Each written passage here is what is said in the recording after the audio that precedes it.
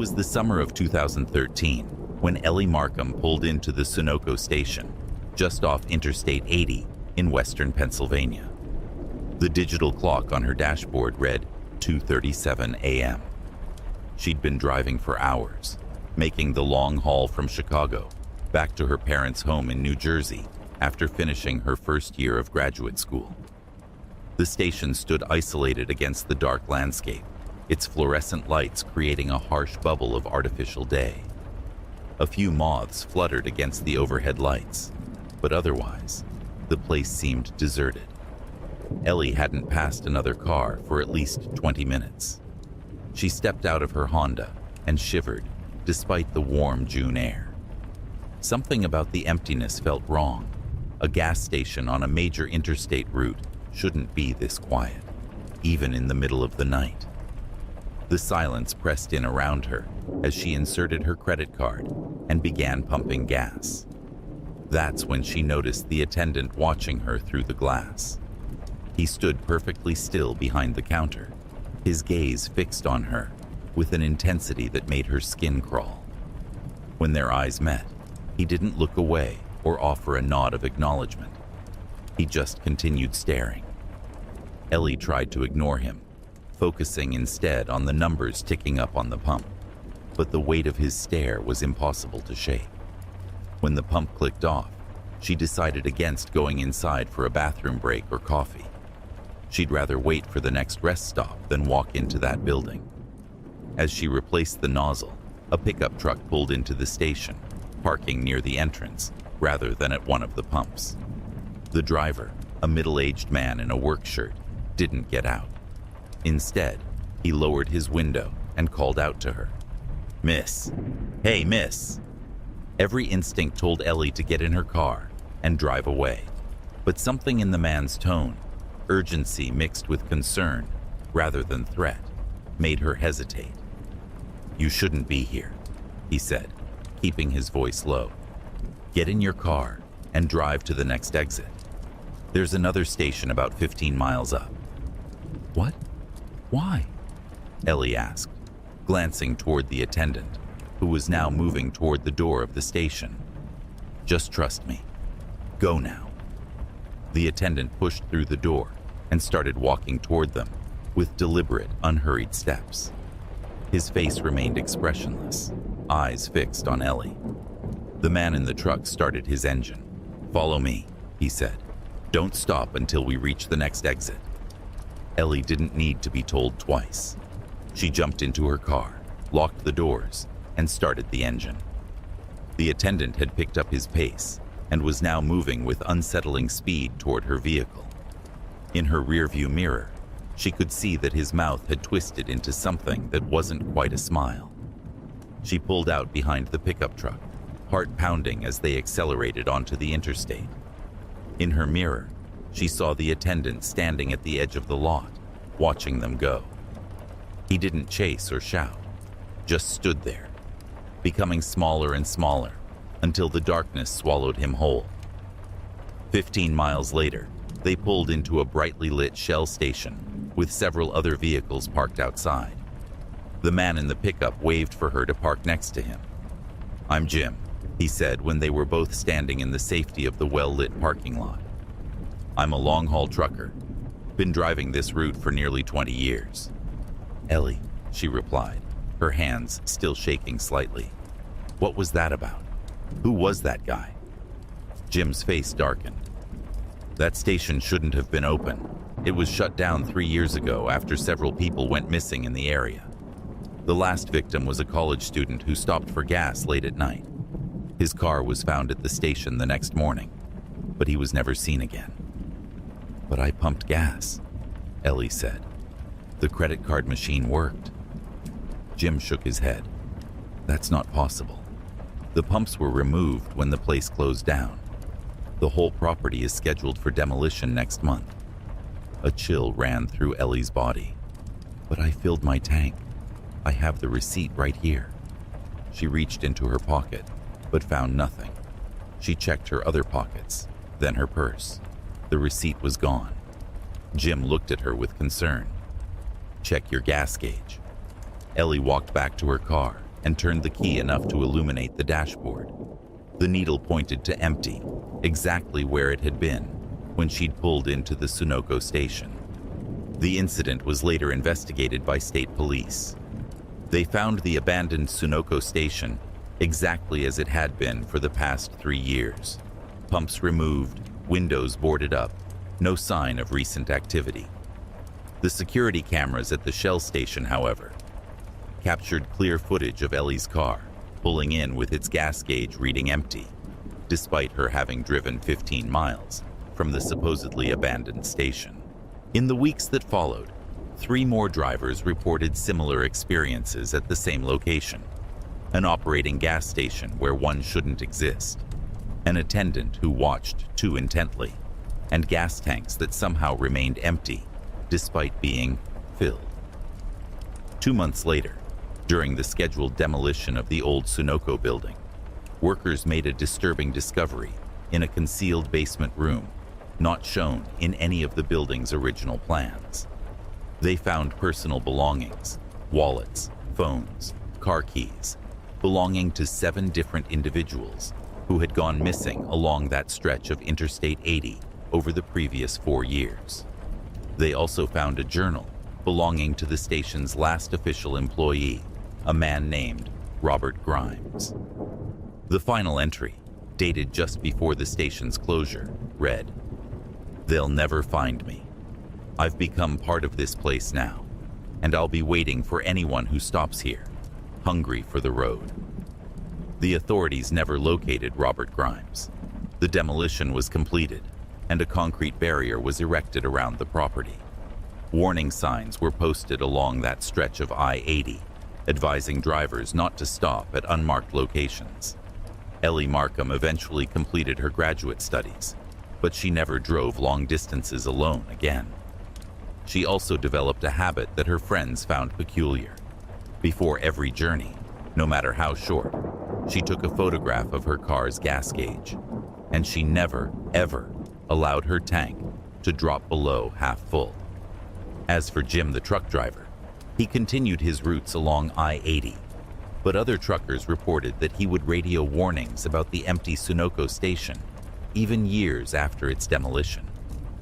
Some nights, he claimed, you could still see lights there, and sometimes a solitary figure standing by the roadside where the pumps used to be, watching passing cars with 2 eager eyes, waiting for someone to stop.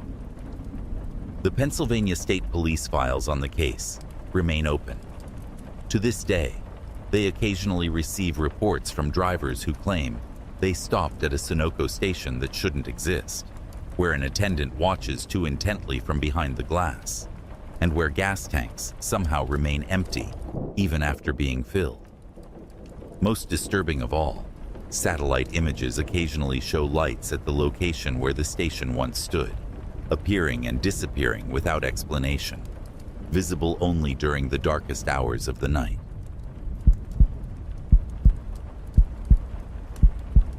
The Horizon Gas and Go sat at the convergence of 2 lonely highways in eastern Nevada, a small oasis of light in an ocean of desert darkness. For Maya Chen, the night shift job was perfect. Quiet hours to study for nursing school, decent pay, and minimal interaction with customers between 11 p.m. and 7 a.m.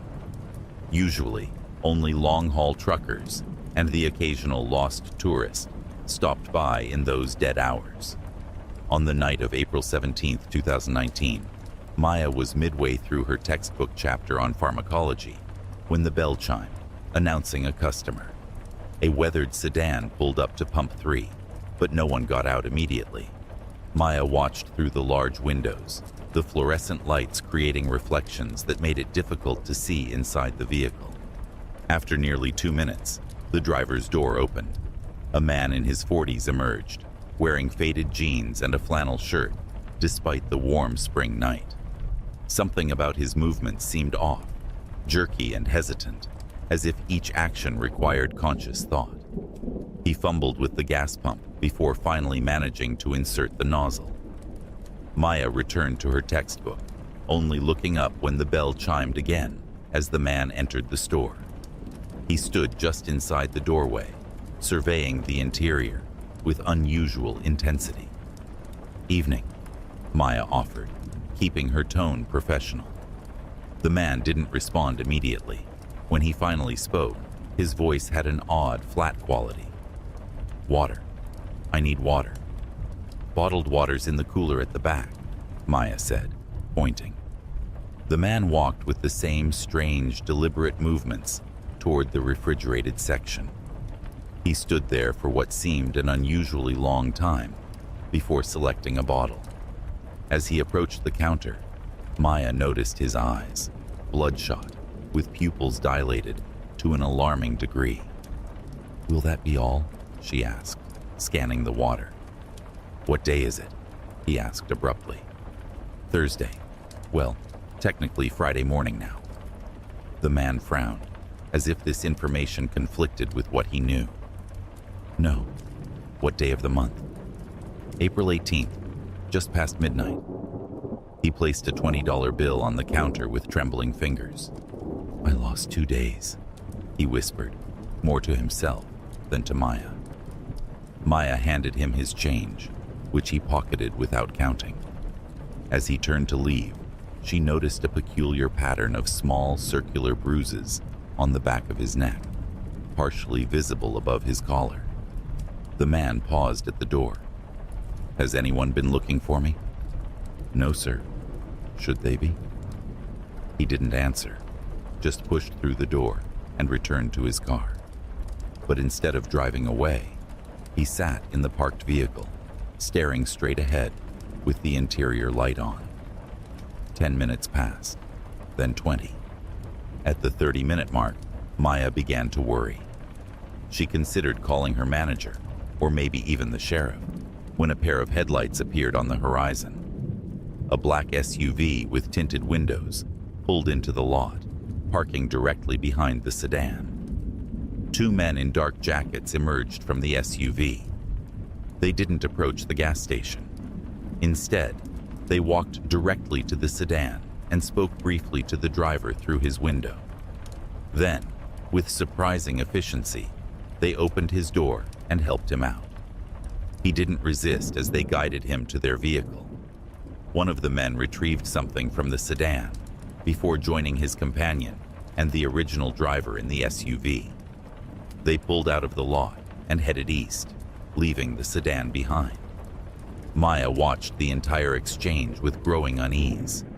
Something wasn't right, but she couldn't say exactly what laws, if any, had been broken. She wrote down the license plate numbers of both vehicles in her logbook, then continued her shift. When her replacement arrived at 7 a.m., Maya mentioned the strange incident. Her colleague, a retired sheriff's deputy named Frank, listened with concern. "I'd report it," he advised. "Probably nothing, but better safe than sorry." Maya called the sheriff's office later that day. The deputy who answered sounded bored until she mentioned the black SUV. His tone shifted immediately, and he asked her to come in to make a formal statement. At the station, she was surprised to find herself talking not to local deputies, but to 2 agents who identified themselves as being from the CDC, the Centers for Disease Control and Prevention. "We've been tracking several incidents along this highway," one agent explained. "People experiencing missing time and unusual physical symptoms." The agents showed Maya photographs of several individuals and asked if she recognized any of them. The man from the previous night was among them, but so were 4 others she had served during recent night shifts, all displaying the same odd, jerky movements and disoriented behavior. "What's happening to these people?" Maya asked. The agents exchanged looks. "We believe they may have been exposed to an unknown pathogen," one finally said. "Possibly waterborne." "Did the man you saw drink from the bottle he purchased?" Maya tried to remember. "Yes, right outside by his car. He drank almost the whole thing in one go." The agents asked her dozens more questions about the store's water supply, about any symptoms she might have experienced herself. about the precise location of the marks she had seen on the man's neck. 3 days later, Maya arrived for her shift to find the gas station closed, surrounded by official vehicles. Men in hazmat suits were taking samples from the water lines and soil around the building. A CDC official informed her that the station would remain closed for at least 2 weeks. But she would continue to receive her salary. "What exactly are you looking for?" Maya asked. "It's better if you don't concern yourself with the details," the official replied. "But I would advise getting a medical checkup, just to be safe." Maya did as suggested. The doctor found nothing abnormal, though he noted that several other locals had come in recently with similar concerns, all reporting interactions with disoriented travelers who had stopped at the Horizon Gas and Go.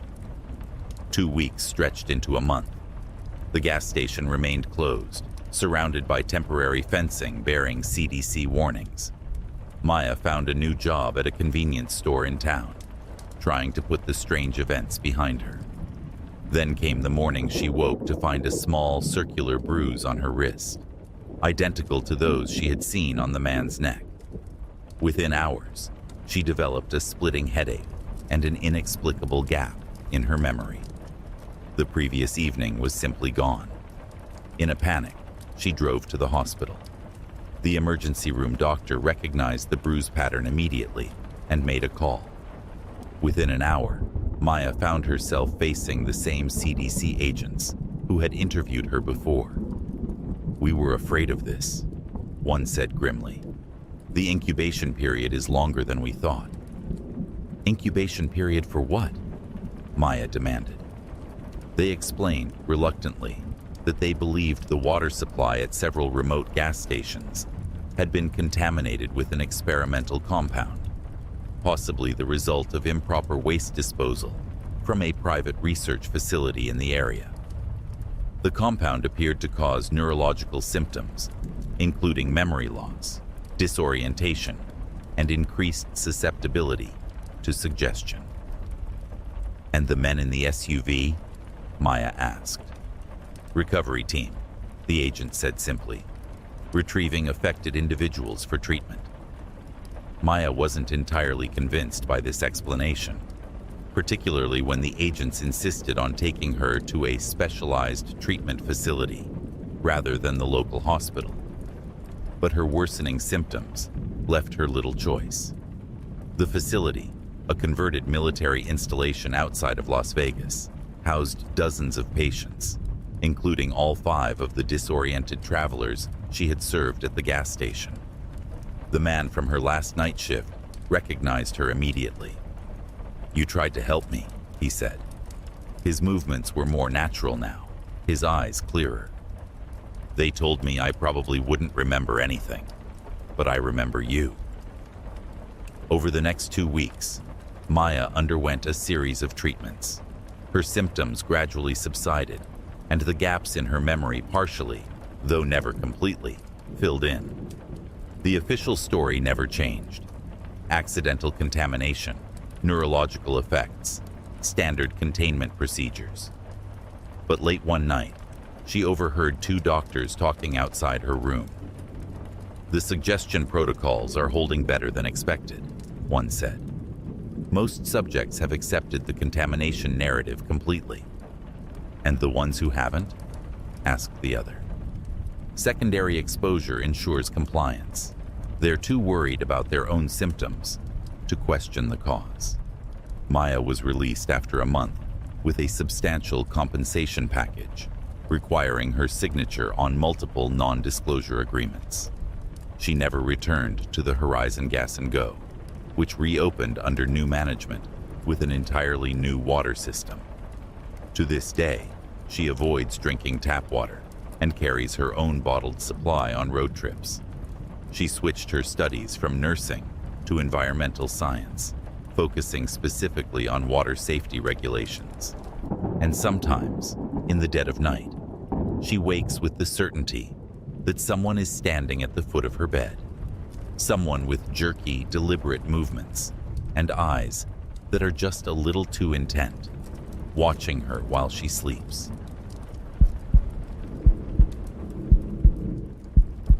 The wind howled through the empty gas pumps at Lakeview Fuel and Convenience, the only service station for 30 miles along the remote stretch of Route 16 in northern Maine. Rain pelted the metal awning overhead in angry bursts, creating a constant metallic drumming that echoed through the night. Marianne Jensen pulled her jacket tighter as she gazed out the smudged windows of the small convenience store where she'd been working the overnight shift for almost 5 months. At 3:17 a.m., the digital clock's red numbers provided the only reliable illumination as the storm caused the overhead fluorescents to flicker unpredictably. The aging electrical system had been on Marianne's list of complaints since she'd started working here, but the owner, Mr. Kendrick, was notorious for ignoring maintenance requests until equipment failed completely. Lakeview Station had been built in the 1960s, a relic from when Route 16 had been the main thoroughfare before the interstate was constructed 15 miles west. Now it served mostly locals, the occasional lost tourist, and long-haul truckers who knew the back routes. Tonight, with the storm raging, Marianne didn't expect any customers until morning. She was halfway through her psychology textbook when headlights swept across the windows. A mud-splattered pickup truck pulled alongside pump number 3, its engine coughing as it came to a stop. Through the rain-streaked glass, Marianne could make out a single occupant who sat motionless behind the wheel for nearly a minute before opening the door. The man who emerged moved stiffly, as if in pain. Tall and gaunt, he wore a dark flannel shirt and jeans, both soaked through within seconds of stepping into the downpour. Instead of rushing toward the store or starting to pump gas, he simply stood there, face turned upward into the rain. Marianne felt a prickle of unease watching him. Something about his posture seemed wrong, almost unnatural. After what seemed like too long, he lowered his head and turned toward the store. As he walked, Marianne noticed he dragged his right leg slightly.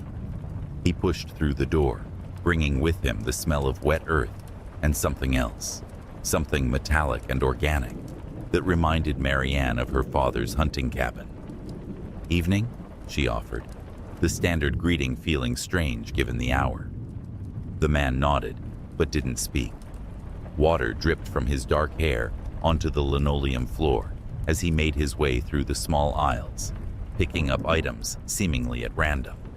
A flashlight, a roll of duct tape, a bottle of aspirin, before placing them back on the shelves. His movements were methodical, almost mechanical.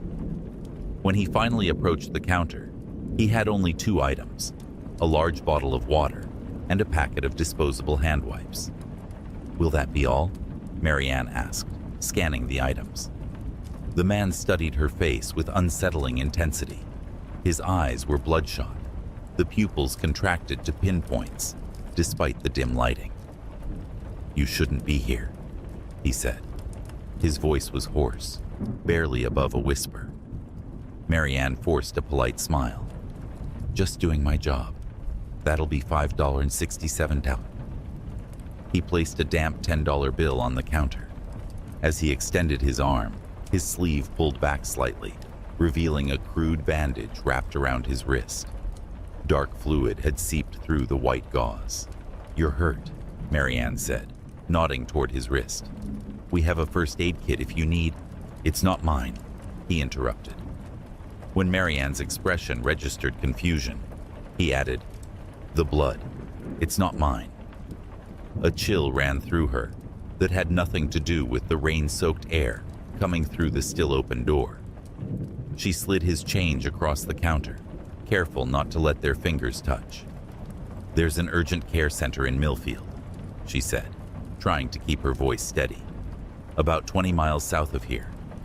The man pocketed his change without counting it. "Won't help them now." He gathered his purchases and turned to leave, then paused. "Lock the door behind me. Don't open it again tonight, no matter what you hear or see." Before Marianne could respond, he limped out into the rain.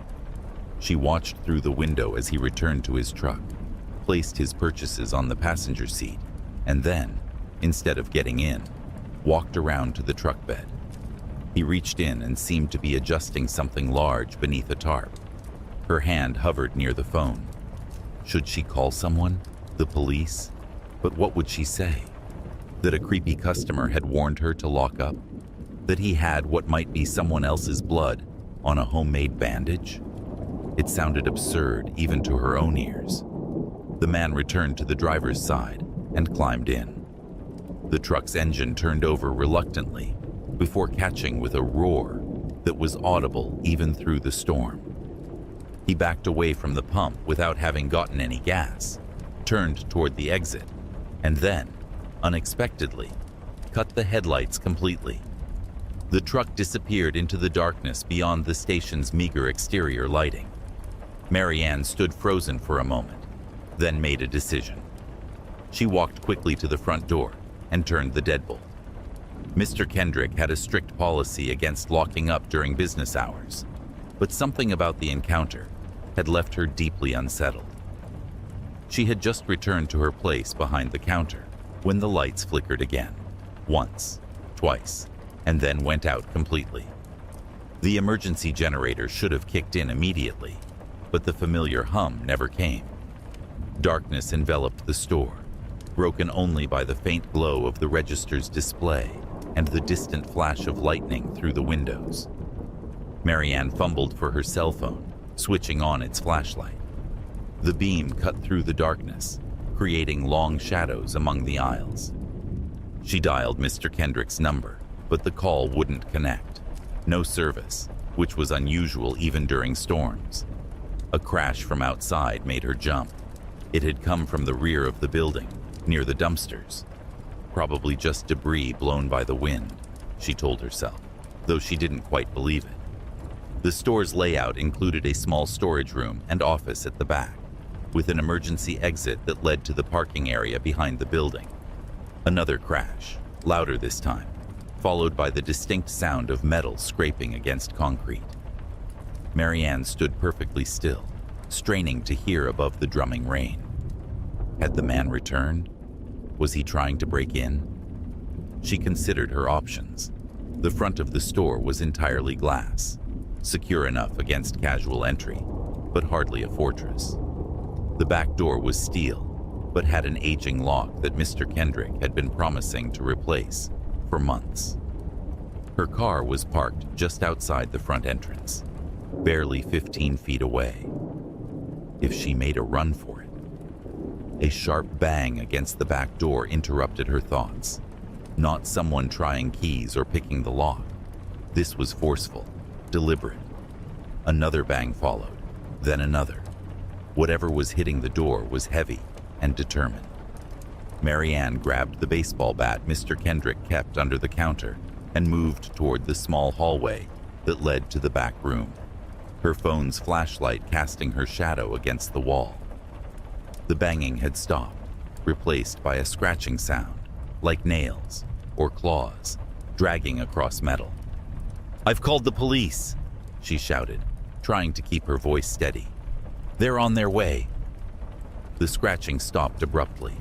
Silence hung in the air for one breathless moment. Then a voice responded, not from outside the door, but from somewhere much closer, somewhere in the darkness of the storage room itself.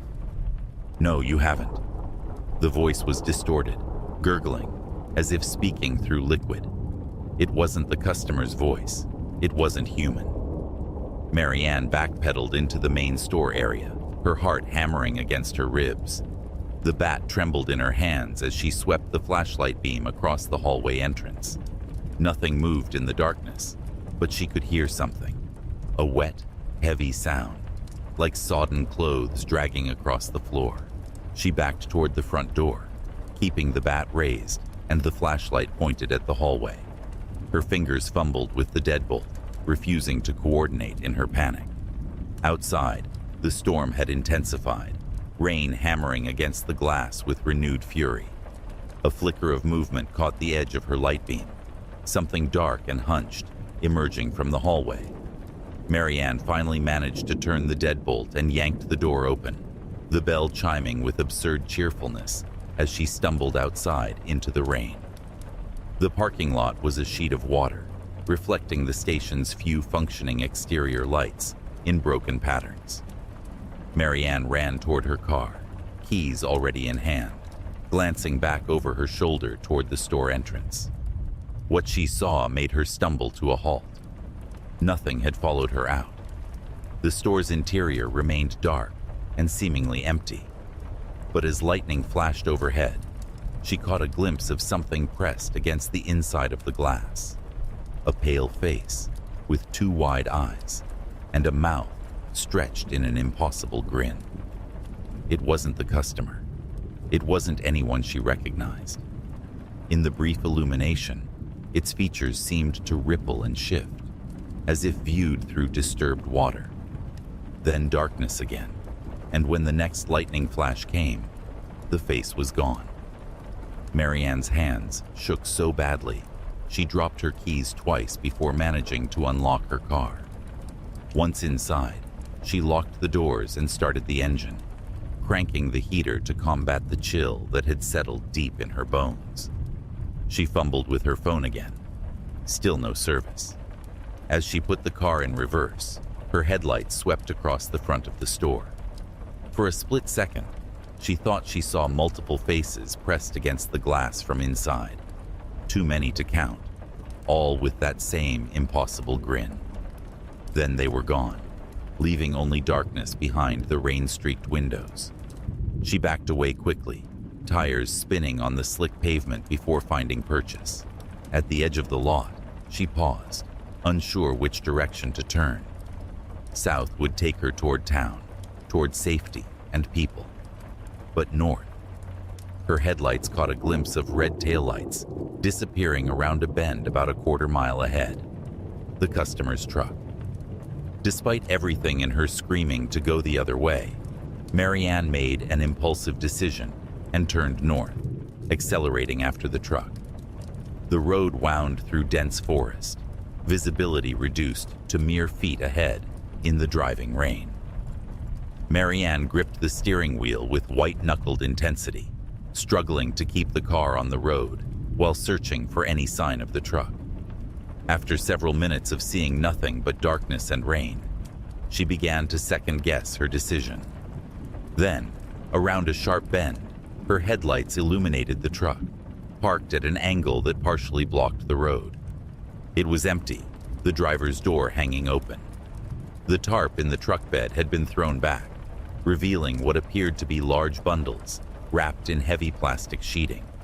Marianne slowed to a stop, leaving her engine running and headlights trained on the abandoned vehicle. She should turn around, she knew. Drive to town, find a phone with service, call the police. Every horror movie she'd ever seen screamed that this was the moment the audience would be yelling at the screen. A movement in the trees beyond the truck caught her attention. The beam of a flashlight bobbed among the pines, growing fainter as it moved away from the road.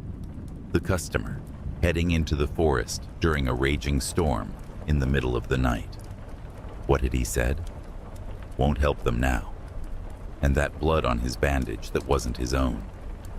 With a sudden certainty that defied logic, Marianne realized she was witnessing something far worse than a potential break-in at the gas station. She put her car in reverse, intending to back away and turn around, when her rear bumper connected with something solid. The impact was slight. She hadn't been moving fast. But the sound it made wasn't the crunch of metal or wood. It was softer, more yielding, organic. In her rearview mirror, illuminated by her brake lights, stood a figure. It had the general shape of a person, but moved all wrong, joints bending in impossible directions as it straightened up from where her car had struck it. Its face, if it could be called that, was identical to what she'd seen pressed against the store window. Two wide eyes, stretched grin, features that seemed to flow rather than remain fixed.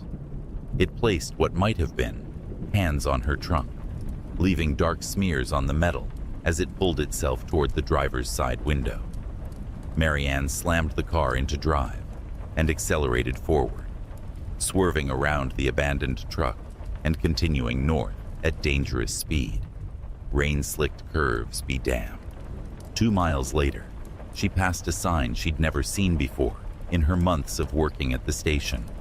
Restricted area, government property, no trespassing. Beyond the sign, the trees thinned out, revealing the silhouette of massive fences topped with barbed wire. Floodlights pierced the rain at regular intervals along the perimeter, illuminating what appeared to be a large complex of buildings set back from the road. As Marianne drove past, her headlights swept across a scene that branded itself into her memory.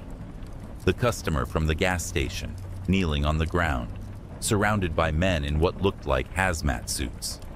Behind them, one of the bundles from his truck lay unwrapped, revealing its contents: a body, but not a human one. It was shaped wrong, proportions distorted, skin glistening with the same unnatural fluidity she'd seen on the face at the window. She didn't slow down. She drove until her gas light came on, then drove further still, putting as much distance as possible between herself and whatever she had witnessed. 3 days later, after giving statements to men who showed credentials too quickly to identify and signing documents she wasn't permitted to read, Marianne was informed that Lakeview Fuel and Convenience had suffered a catastrophic electrical fire. The building had burned to its foundation. No evidence remained of what she claimed to have seen. Mr. Kendrick received a surprisingly generous insurance settlement and moved to Florida. The property was purchased by a subsidiary of a government contractor and fenced off for environmental remediation. Route 16 was permanently closed north of the former gas station location. Traffic rerouted to the interstate with minimal explanation. Official maps were updated to show the road ending at a natural landmark rather than continuing to the border as it always had.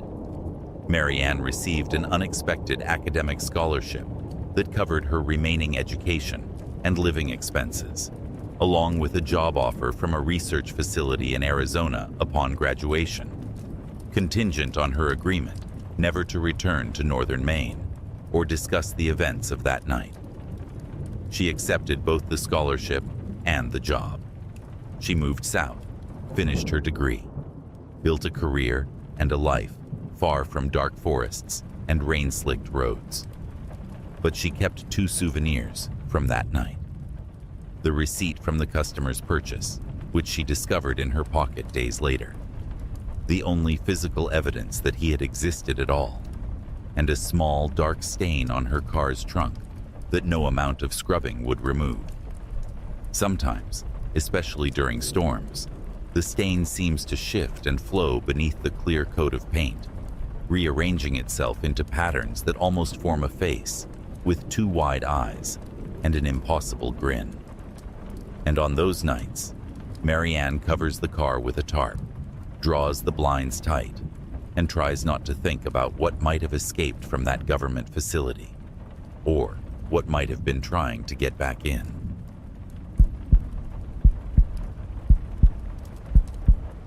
The roadside rest gas station had stood at the junction of Highway 17 and County Road 43 for nearly 40 years. Its weathered brick exterior and fading sign had become landmarks for travelers passing through the rural stretch of southern Illinois. Nestled between endless cornfields and a patch of dense woodland, the station offered the only services for 30 miles in any direction. Ethan Parker had been working the graveyard shift for 3 months, a temporary arrangement while he saved money for his final semester of college. The hours, 11 p.m. to 7 a.m., were lonely but peaceful. Most nights he'd see fewer than a dozen customers, giving him ample time to study or watch downloaded shows on his laptop. The station itself was unremarkable: 4 pumps beneath a metal awning, a small convenience store, and a single restroom accessible from outside. The overhead fluorescents hummed constantly, casting everything in a harsh, unnatural light that made the hours between 3 and 5 a.m. feel especially surreal. On October 27, 2019, Ethan arrived for his shift at 10:45 p.m., greeted by Lisa, the evening attendant who was eager to leave. "Quiet night," she reported, counting out her register. "Oh, the bell's broken again." She nodded toward the entrance. The electronic sensor that chimed whenever someone entered or exited had been malfunctioning for weeks. Sometimes it would ring without anyone there. Other times, customers would enter silently, startling Ethan when they suddenly appeared at the counter. "Manager says they'll fix it next week," Lisa continued, rolling her eyes. "You know how that goes." After she left, Ethan settled in behind the counter with his economics textbook. Outside, a light rain began to fall, drumming softly against the metal awning and creating hypnotic patterns on the windows. By 1 a.m., he hadn't seen a single customer. The first sign something was wrong came when Ethan went to check the coffee station. Moving around the counter, he noticed muddy footprints leading from the entrance to the refrigerated drinks section. He froze, scanning the store. The prints were fresh, still wet, but there was no customer in sight. The broken bell, he reasoned. Someone must have entered without him noticing and left the same way. Except the footprints only went in one direction. There were none leading back to the exit. Ethan followed the trail to the refrigerator doors, where they simply stopped. He checked the small storeroom and employee bathroom. Empty. A quick glance at the security monitor confirmed what he already suspected. He was alone in the store. He was contemplating whether to call his manager when headlights swept across the windows. A mud-spattered pickup truck pulled alongside Pump 2, and a middle-aged man in a rain-soaked jacket hurried inside. "Evening," Ethan greeted, relieved to have a normal customer interaction to break the growing tension. The man nodded curtly, heading straight for the coffee station. As he filled a large cup, Ethan noticed something odd. The man's boots were completely clean, despite the mud and rain outside. When the customer approached the counter, Ethan rang up his coffee.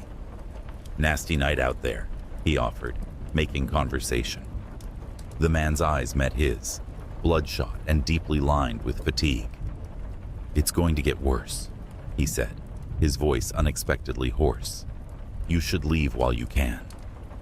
Before Ethan could respond, the man placed exact change on the counter, turned, and walked out. Through the window, Ethan watched him climb into his truck and drive away without having pumped any gas. The incident left Ethan unsettled. He tried to focus on his textbook, but his attention kept drifting to the muddy footprints, which seemed darker now, almost black in the fluorescent lighting. At 2:17 a.m., the lights flickered, once, twice, then stabilized. The ancient heating system groaned to life, pushing warm air through vents that rattled with age. Outside, the rain had intensified, sheets of water now cascading off the awning. Ethan was about to check the circuit breaker when he noticed a figure standing at Pump 4. He hadn't seen any vehicle arrive, and the pump's display remained dark, unactivated. The figure stood perfectly still, face obscured by a hooded raincoat, watching the store with unnerving focus. After several minutes without movement, Ethan considered making an announcement over the outdoor speaker. Before he could, the figure took a single step forward, then another, approaching the store with deliberate slowness. The door swung open, but the broken bell remained silent. Water dripped onto the linoleum as the hooded figure stepped inside, face still hidden beneath the raincoat's shadow. "Can I help you?" Ethan called from behind the counter. The figure paused, then spoke in a voice barely above a whisper. "Has he been here yet? The man who knows?" Ethan's mouth went dry. "I'm not sure who you mean." The hood tilted slightly. "The one with the warning. The one who sees us." A cold weight settled in Ethan's stomach. The man with the coffee, the strange warning. It couldn't be coincidence. There was a guy earlier, he admitted. Didn't say much.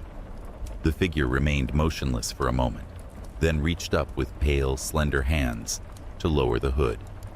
The face beneath belonged to a young woman with striking features, almost too perfect, like a porcelain doll.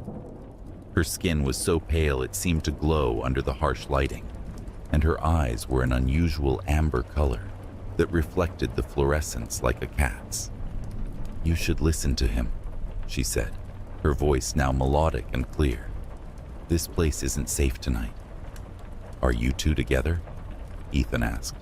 "Because if this is some kind of prank, we are very much not together," she interrupted, moving toward the counter with fluid grace. "He hunts my kind, has done for many years." Ethan fought the urge to back away. "Your kind?" She smiled, revealing teeth that seemed just slightly too sharp. "We have many names in many cultures, travelers, walkers, those who pass between.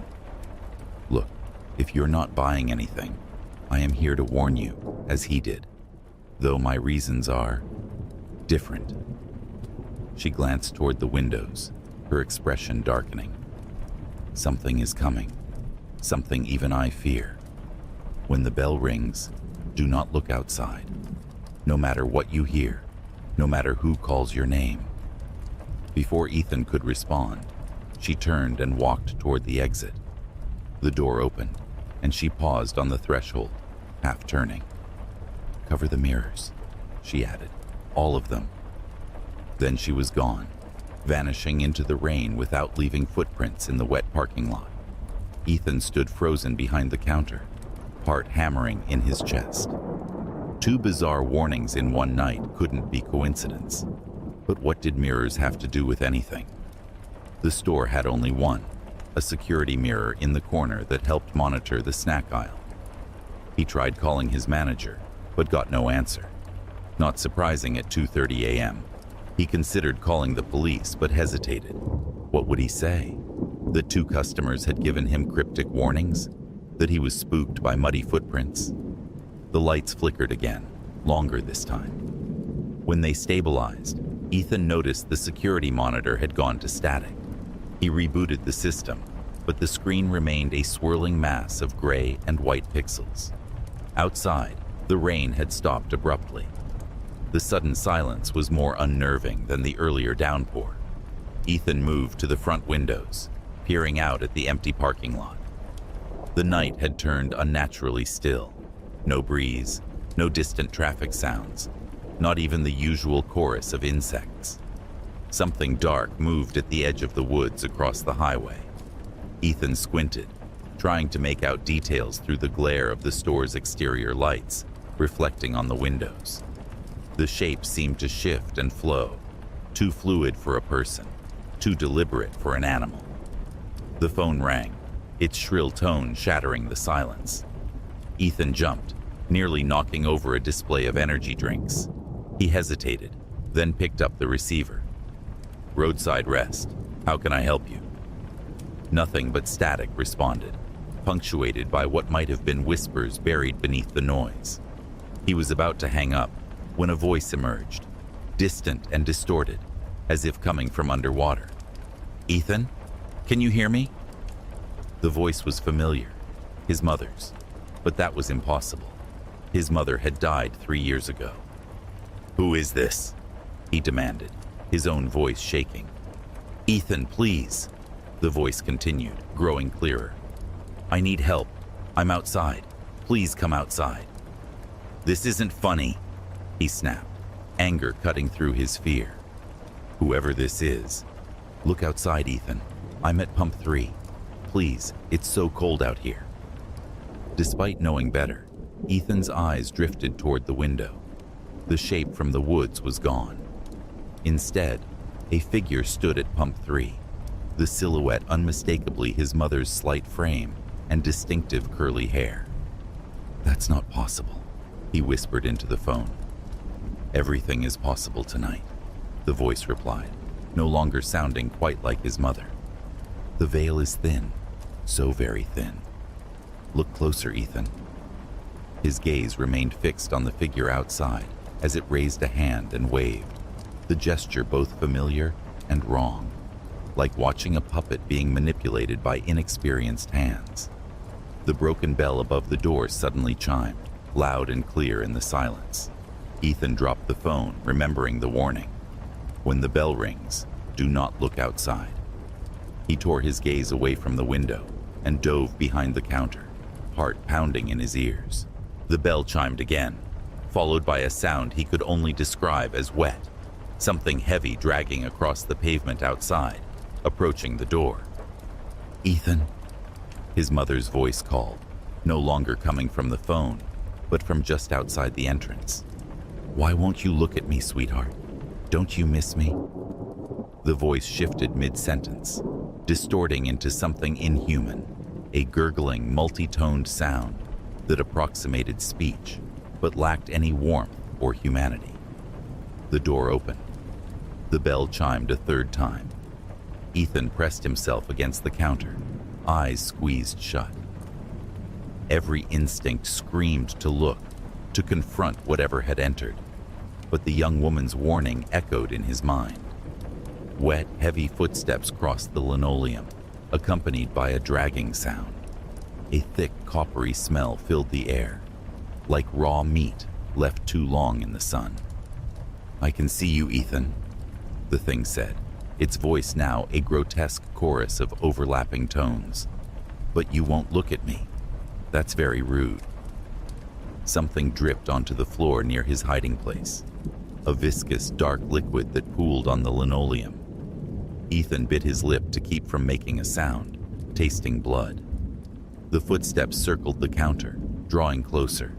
The temperature seemed to drop with each step until Ethan could see his breath fogging in front of his face. The woman told you not to look, the thing continued, now directly above him. She's trying to protect you, but she can't stop what's coming. None of them can. A cold, wet hand brushed against Ethan's hair. He flinched, but kept his eyes firmly shut. So obedient, it whispered, its breath like the air from an open grave. I'll leave something for you, a gift. When I'm gone, you can look again, but only in the mirror. The hand withdrew. The footsteps retreated, accompanied by that wet, dragging sound. The bell chimed one final time, then silence. Ethan remained frozen, unable to move, until the heating system kicked on again, the familiar rattle grounding him in reality. Slowly, he opened his eyes. The store appeared normal. No sign of an intruder, no puddles of mysterious liquid. He cautiously rose from his hiding place, scanning every aisle. Empty. His gaze fell on the security mirror in the corner. From his position, he could see his own reflection, pale, terrified, and something behind him. A darkness that didn't match the store's interior. A void in the shape of a doorway where no door existed. Within that darkness, something moved. Many things moved. Ethan closed his eyes again, remembering the second warning. Cover the mirrors. With trembling hands, he yanked off his jacket and ran to the mirror, keeping his eyes averted as he threw the fabric over the reflective surface, securing it with price tag stickers from the deli section. The moment the mirror was covered, the temperature returned to normal. The oppressive silence lifted, replaced by the familiar hum of refrigeration units and overhead lights. Ethan retreated to the counter and finally called the police. He reported a possible attempted break-in, offering no details about the supernatural elements of his experience. They promised to send a car within the hour. At 4:43 a.m., the bell that had been broken for weeks chimed once more.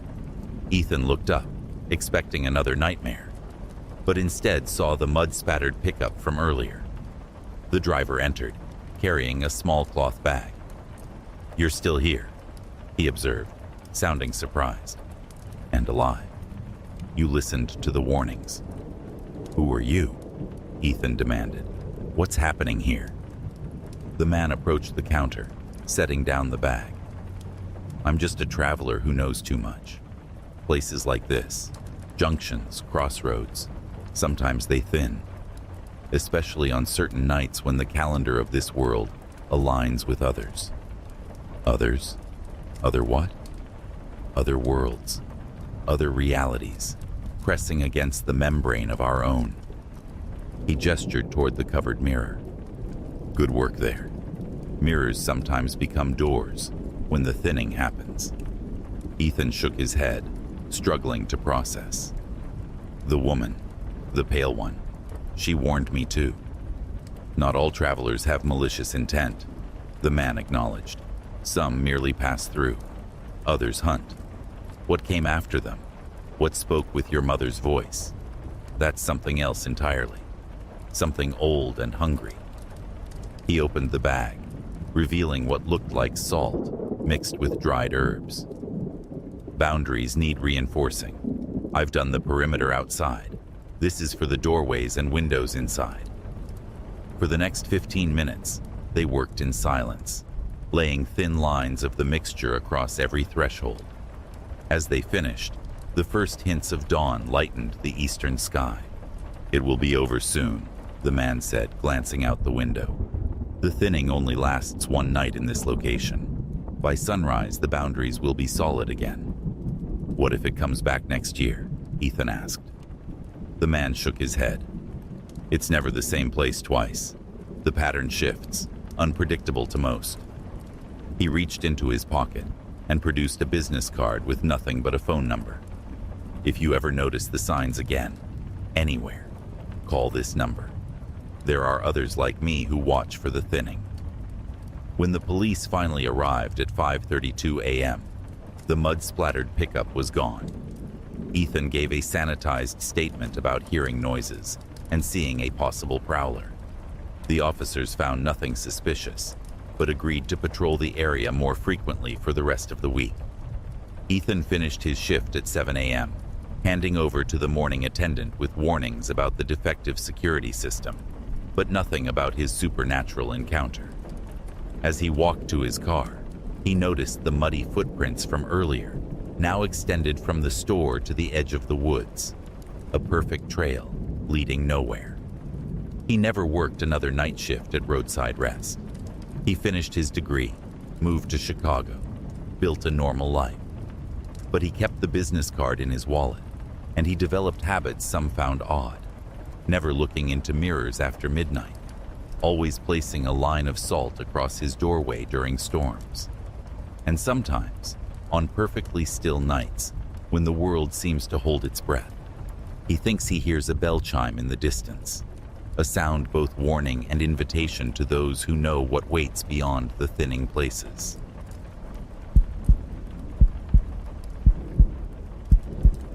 The Pine Hollow fuel stop had been Sean Mercer's employer for just over 2 months. Located on a desolate stretch of County Road 19 in rural Montana, the small gas station served as a lifeline for the scattered farming communities and occasional long-haul truckers passing through.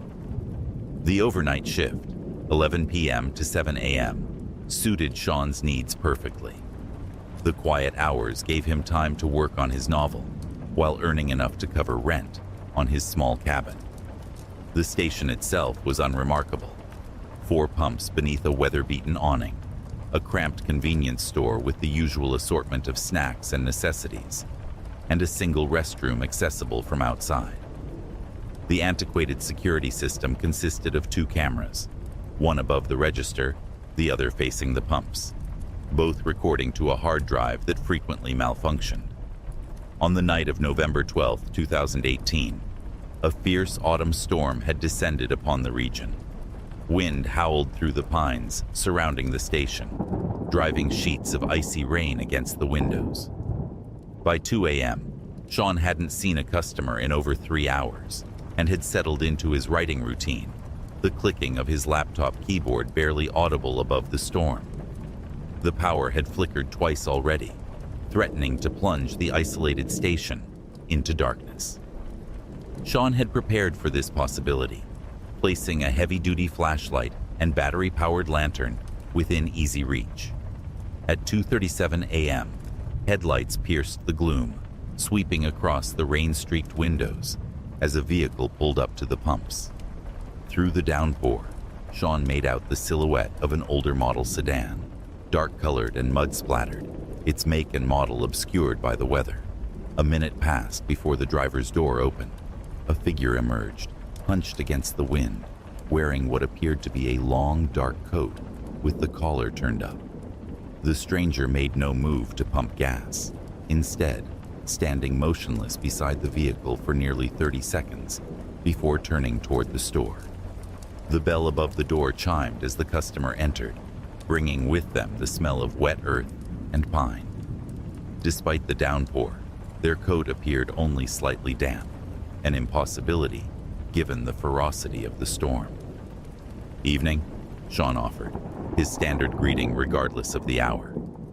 The stranger nodded but didn't speak. Their face remained partially hidden by the upturned collar, revealing only pale skin and sharp cheekbones. They moved through the store with measured steps, pausing occasionally to examine items without touching them. When they finally approached the counter, they had selected just 3 items: a small notebook with a black cover, a silver pen, and a road atlas of Montana. "Will that be all?" Sean asked, scanning the items. The stranger studied Sean's face with unsettling intensity.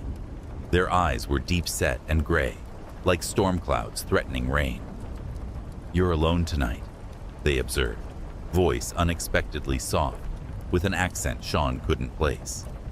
Sean nodded cautiously. "Not many apply for the graveyard shift out here." "Understandable." The stranger placed a crisp $50 bill on the counter. Most people instinctively avoid the in-between hours. "The what?" Sean asked, making change. "The hours between 2 and 4 a.m., when the boundary thins." The stranger accepted their change without counting it. "They used to call it the witching hour, but that's imprecise. It's when things slip through." Sean forced a polite smile, accustomed to unusual conversations during late shifts. "Right. Can I get you a receipt?" The question seemed to catch the stranger off guard. They tensed, their gaze sharpening. No receipts." "It's no trouble. The machine prints them automatically," the stranger interrupted. "Tears them off and holds them until claimed. I'm asking you not to claim this one. Let it stay in the machine." Before Sean could respond, the power flickered again, longer this time, almost 3 seconds of darkness before the lights hummed back to life. When his vision readjusted, the stranger was already at the door. "Wait," Sean called. "You forgot your—" But they were gone, the bell chiming as the door swung shut. Through the window, Sean watched them return to their vehicle and drive away, headlights quickly swallowed by the storm. The items they'd purchased remained on the counter, along with their change. Sean stared at the register, where the receipt had indeed printed and now protruded from the machine, a thin white strip waiting to be torn off. Something about the stranger's intensity, the specificity of their request, had left him deeply unsettled. Logic dictated he should ignore the bizarre interaction and simply void the transaction since the customer had left without their purchases. But curiosity, the same trait that had driven him to write horror fiction, pushed him to examine the receipt first. He tore it carefully from the machine. At first glance, it appeared perfectly normal.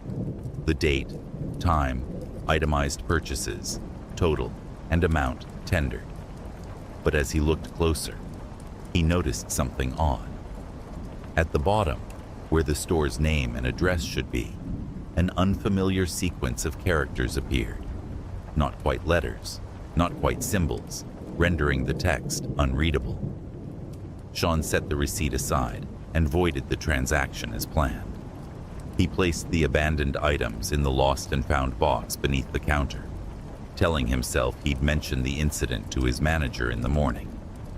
At 3:19 a.m., the bell chimed again. Sean looked up, expecting to see the stranger returning for their forgotten purchases. Instead, a different customer entered, a heavy-set man in his 50s, wearing a Truckers Association jacket. Nothing unusual about him, except the timing. Few truckers took County Road 19 during good weather, let alone in a storm. Hell of a night, the man commented, heading straight for the coffee machine. Road's barely passable south of here. Didn't think we'd see any traffic until morning, Sean replied, watching as the man filled a large cup. Wouldn't have stopped except I saw someone pulled over about a mile back. Thought they might need help. The trucker approached the counter with his coffee and a packaged sandwich. Dark sedan, parked half off the road. No hazards on, no one inside. Sean felt a chill that had nothing to do with the storm. Maybe they walked to get help? In this weather? Middle of nowhere? The trucker shook his head.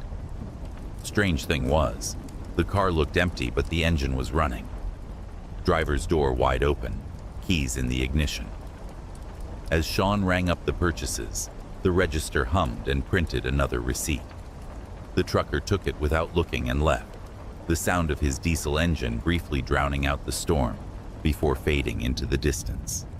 Left alone again, Sean found his attention repeatedly drawn to the first receipt with its strange symbols. He tried to convince himself it was just a printer malfunction, a common enough occurrence with the station's aging equipment. But the precisely formed characters looked deliberate, almost like some form of code or foreign script. At 3:33 a.m. exactly, every light in the station flickered and died. The emergency generator, which should have activated immediately, remained silent. Sean reached for his flashlight, clicking it on just as his laptop screen went dark. The beam cut through the darkness, creating long shadows among the shelves.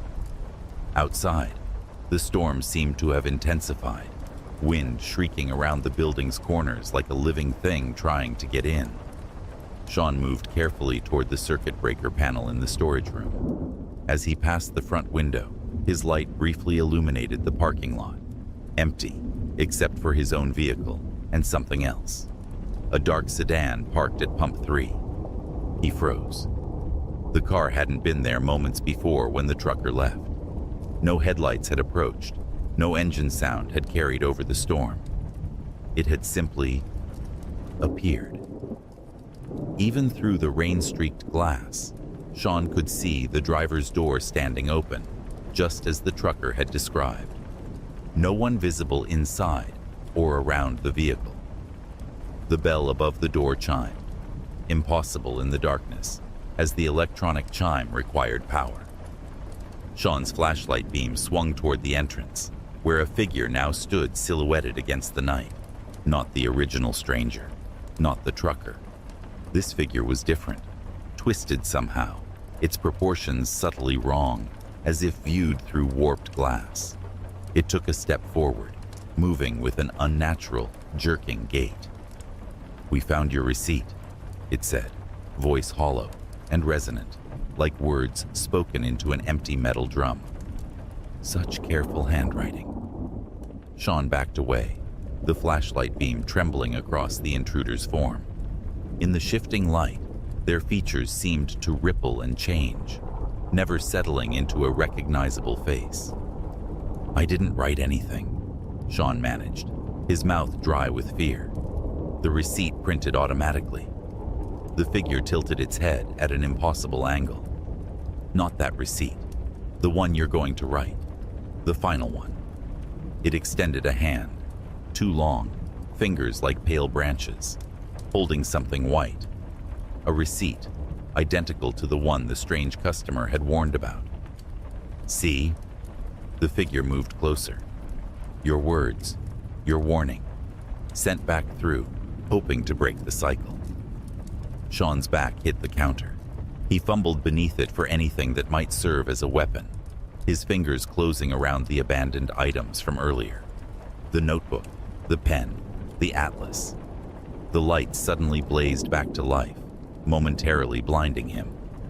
When his vision cleared, the figure stood directly before him, its face now a blur of shifting features, like multiple faces overlapping, and struggling for dominance.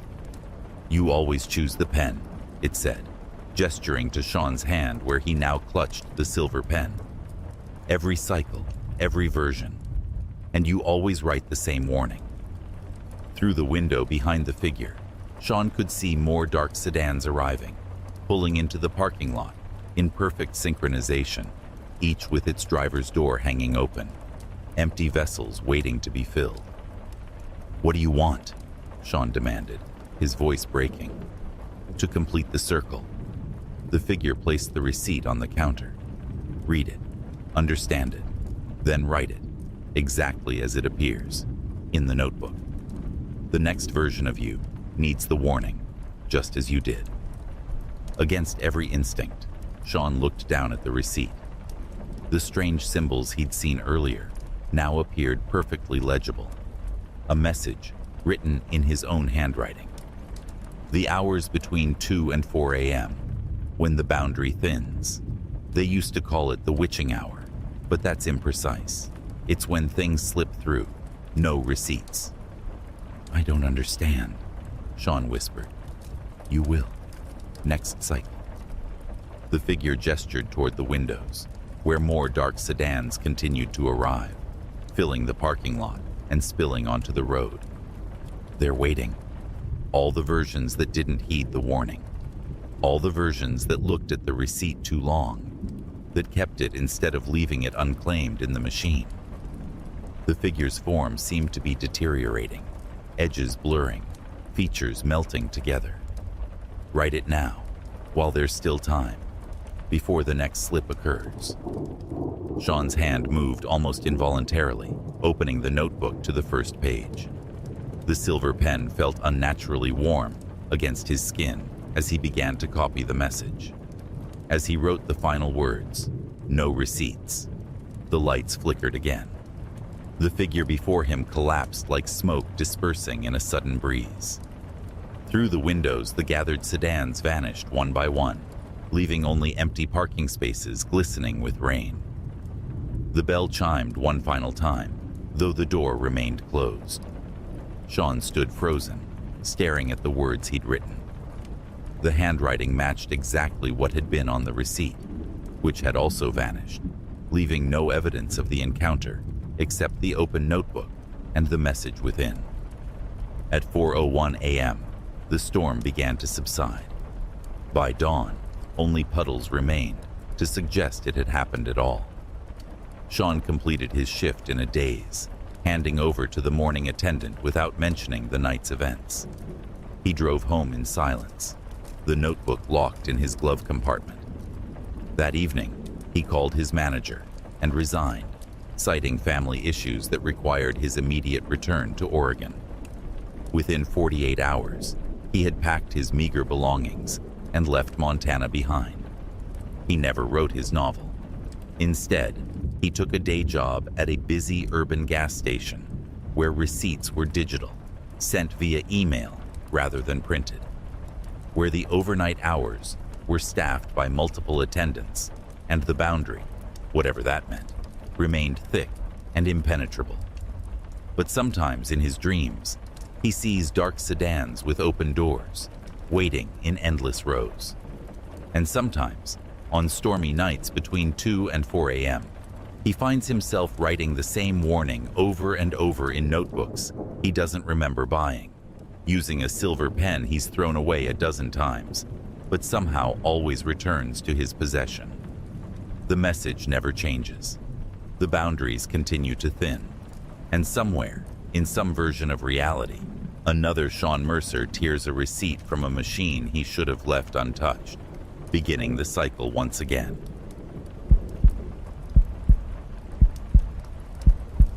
The rusted sign for Crossroads Fuel had been flickering intermittently for hours, casting eerie red pulses across the empty parking lot. Located at the intersection of two county highways deep in rural Wisconsin, the small gas station had served as Megan Foster's employer for just over 4 months, a temporary arrangement while she saved money for her final year of college. The overnight shift, 11 p.m. to 7 a.m., was lonely, but paid an extra $2 per hour. Most nights, Megan would see only a handful of customers: long-haul truckers, insomniacs from the nearby town of Millfield, and occasional lost travelers who'd taken a wrong turn off the interstate 20 miles north. Crossroads was old-fashioned by modern standards. Just 4 pumps beneath a metal awning, a small convenience store with the basics, and a single unisex bathroom, accessible from outside. The building had stood for nearly 50 years, acquiring the creaks and drafts that come with age. The security system consisted of a single camera above the register that recorded to a DVR kept in the manager's office. On the night of March 26, 2020, a late-season snowstorm had descended unexpectedly on the region. The forecast had predicted only flurries, but by midnight, 6 inches of heavy, wet snow blanketed the parking lot. The plow contractor wasn't scheduled until morning, leaving Crossroads isolated in a growing sea of white. Megan had settled into her usual routine: textbook open beside the register, coffee in a thermal mug, and a playlist of true crime podcasts to keep her company through the quietest hours. By 2 a.m., she'd seen only one customer, a local farmer buying diesel for his generator before the storm worsened. The bell above the door chimed at 2:17 a.m., startling her from a paragraph about economic theory. A man entered, shaking snow from his coat, mid-30s, tall and rail-thin, with sharp features and unusually pale skin. His clothes seemed inadequate for the weather, just a light jacket, jeans, and worn sneakers. Despite the storm, he appeared completely dry. "Evening," Megan offered, her standard greeting regardless of the hour. The man nodded, but didn't speak. He moved through the store with unusual deliberation, examining items without touching them: a bag of chips, a map of Wisconsin, a display of lighters. His gaze lingered on the store's single security camera, then on Megan herself, with an intensity that made her uncomfortable. After several minutes of browsing, he approached the counter with just 2 items: a prepaid phone card and a small tin of breath mints. "Will that be all?" Megan asked, scanning the items. The man studied her name tag. "That's all, Megan." His voice had an odd, flat quality, as if he rarely used it. "The phones, are they working?" "The landlines? Should be. Storm hasn't affected service yet." She gestured toward the payphone mounted on the wall near the bathrooms, a relic that somehow survived the smartphone era. He paid in cash, exact change. As he collected his purchases, he leaned slightly closer. "You should go home early tonight. Call in sick. Don't stay past 3. Before Megan could respond, the man walked to the payphone. Rather than using his newly purchased phone card, he simply picked up the receiver and stood motionless, not dialing, just holding it to his ear as if listening. Through the window, Megan noticed something odd. No car was visible in the parking lot. How had the man arrived? The nearest town was 5 miles away, and no one would walk that distance during a snowstorm. After nearly 2 minutes of this strange behavior, the man returned the receiver to its cradle and turned toward the exit. He paused at the door, looking back at Megan. 3 o'clock. Don't be here. Then he was gone, the bell chiming in his wake. Megan moved to the window, watching for his departure. The snow was falling heavily now, visibility reduced to just a few yards beyond the pumps. No footprints marred the snow-covered parking lot, neither approaching the store nor leading away from it. She considered calling her manager, but hesitated. What would she say? That a customer had warned her to leave early? That he'd appeared and disappeared without leaving tracks? It sounded absurd, even to her own ears. Instead, she tried to refocus on her textbook, but the encounter had left her unsettled. Every few minutes, her eyes drifted to the wall clock. 2:33 a.m., 2:41 a.m., 2:52 a.m. At precisely 2:58 a.m., the power flickered once. twice, then stabilized. The ancient heating system groaned before settling back into its rhythmic hum. Outside, the snow had stopped abruptly, leaving an unnatural stillness in its wake. Megan's phone chimed with a text message from her roommate. "You okay at work? Radio says county roads closing due to accidents. Weird stuff happening." Before she could reply, movement outside caught her attention. A vehicle had pulled up to the furthest pump, an older model sedan, dark-colored and covered with snow, as if it had been parked outside for hours. The driver remained inside, engine running, lights off. After several minutes without movement, Megan began to worry. Had the driver fallen asleep? Suffered a medical emergency? The temperature had dropped well below freezing. It wasn't safe to sit in an idle car for long. She picked up the store phone to make an announcement over the outdoor speaker, but the line was dead. Nothing but silence in the receiver. Her cell phone now showed no service, though it had worked just moments before when her roommate's text arrived. The clock read 3:01 a.m. The stranger's warning echoed in her mind. Don't stay past 3. As Megan debated what to do, the car's driver's door opened slowly. A figure emerged, tall and wrapped in what appeared to be a long, dark coat. They stood perfectly still beside the vehicle for nearly 30 seconds before turning toward the store. Something about their movement seemed wrong, jerky and uncoordinated, like a marionette controlled by an inexperienced puppeteer. They approached the entrance with that same awkward gait, their face obscured by the hood of their coat. The bell chimed as they entered, bringing with them a smell Megan couldn't identify, something chemical mixed with an earthier scent, like wet soil or decay. "Can I help you?" Megan called from behind the counter. The figure paused, head tilting at an unnatural angle. When they spoke, their voice sounded wrong, as if multiple voices were speaking in imperfect unison, slightly out of sync. "We need to make a call," they said. "Our vehicle requires assistance." "I'm sorry, but the phones are down," Megan replied, gesturing to the dead receiver. "Cell service too. Must be the storm." The figure remained motionless for an uncomfortable moment. "The other one was here. We followed his signal." A chill ran through Megan that had nothing to do with the winter night. "Other one?" "The messenger. He knows we're coming. Always running, always warning."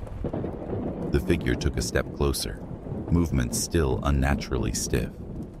"He spoke to you." Megan swallowed hard. "I don't know what you're talking about. Just a few regular customers tonight." The hood tilted again, and Megan caught a glimpse of the face beneath, or rather, the absence of distinct features, as if looking at a face through frosted glass, details obscured and shifting. "You're lying," the figure stated flatly. "We can hear the faster rhythm of your heart, the shallow pattern of your breathing, fear responses." They moved toward the counter with that jerky gait. "Where did he go? What did he tell you?" Megan backed away until she hit the cigarette display behind her. "He didn't tell me anything. Just bought a phone card and some mints." "The payphone," the figure said suddenly, turning toward it. "He made contact." They moved to the phone, picked up the receiver, and held it to where an ear should be beneath the hood. After a moment, they replaced it and turned back to Megan. "The connection is still open. He left a trace." They approached the counter again. "We need to use your blood." "My what?" Megan gasped, fight or flight instinct fully engaged now. "A small amount, to complete the connection, to find him." From within the coat, they withdrew something that resembled a syringe, but longer, and made of a material that didn't look like plastic or metal. "It won't be fatal." Megan's hand found the panic button beneath the counter, a direct line to the local sheriff's office that would bring deputies, even without a verbal request. She pressed it firmly, praying the system still worked despite the phone outage. "Stay back," she warned, her voice steadier than she felt. "Police are already on their way." The figure paused, head tilting again. "No signal detected. You're alone here." Before Megan could react, the door chimed again. The strange customer from earlier re-entered, moving with far more natural grace than the hooded figure. His expression was grim, determined. "Get down," he told Megan, his voice no longer flat but urgent. The hooded figure turned, movements suddenly faster, more fluid. "Messenger," it hissed with that multi-layered voice. "The cycle breaks tonight." "Not this cycle," the man replied, reaching into his jacket to withdraw a small device roughly the size of a cell phone. "Megan, cover your ears and close your eyes. Now." Without questioning, Megan ducked behind the counter and did as instructed. Even through her closed eyelids, she perceived a flash of intensely bright light, followed by a high-pitched sound that made her teeth vibrate. The noise lasted perhaps 3 seconds before cutting off abruptly. When she opened her eyes and peered over the counter, the hooded figure was gone. The thin man stood alone by the entrance, looking tired but alert. "Where did—" Megan began. "Temporarily displaced," he answered, moving to the windows to scan the parking lot. "But not for long. We need to leave. Now." "Who are you? What was that thing?" Megan demanded, staying behind the counter. "My name is Daniel. I'm what you might call an early warning system." He turned to face her. "That was a collector. They harvest organic material to create interfaces between their technology and our world." "Organic material? You mean blood, tissue, neural matter, whatever they need for the current operation?" Daniel checked his watch. "We have approximately 9 minutes before it recalibrates and returns. Do you have a car here?" Megan nodded, still struggling to process. "In the employee lot out back." "Good. Get your things. Don't take anything electronic. No phone, no laptop. They can trace digital signatures." "I can't just leave my shift," Megan protested weakly, even as she gathered her coat and keys.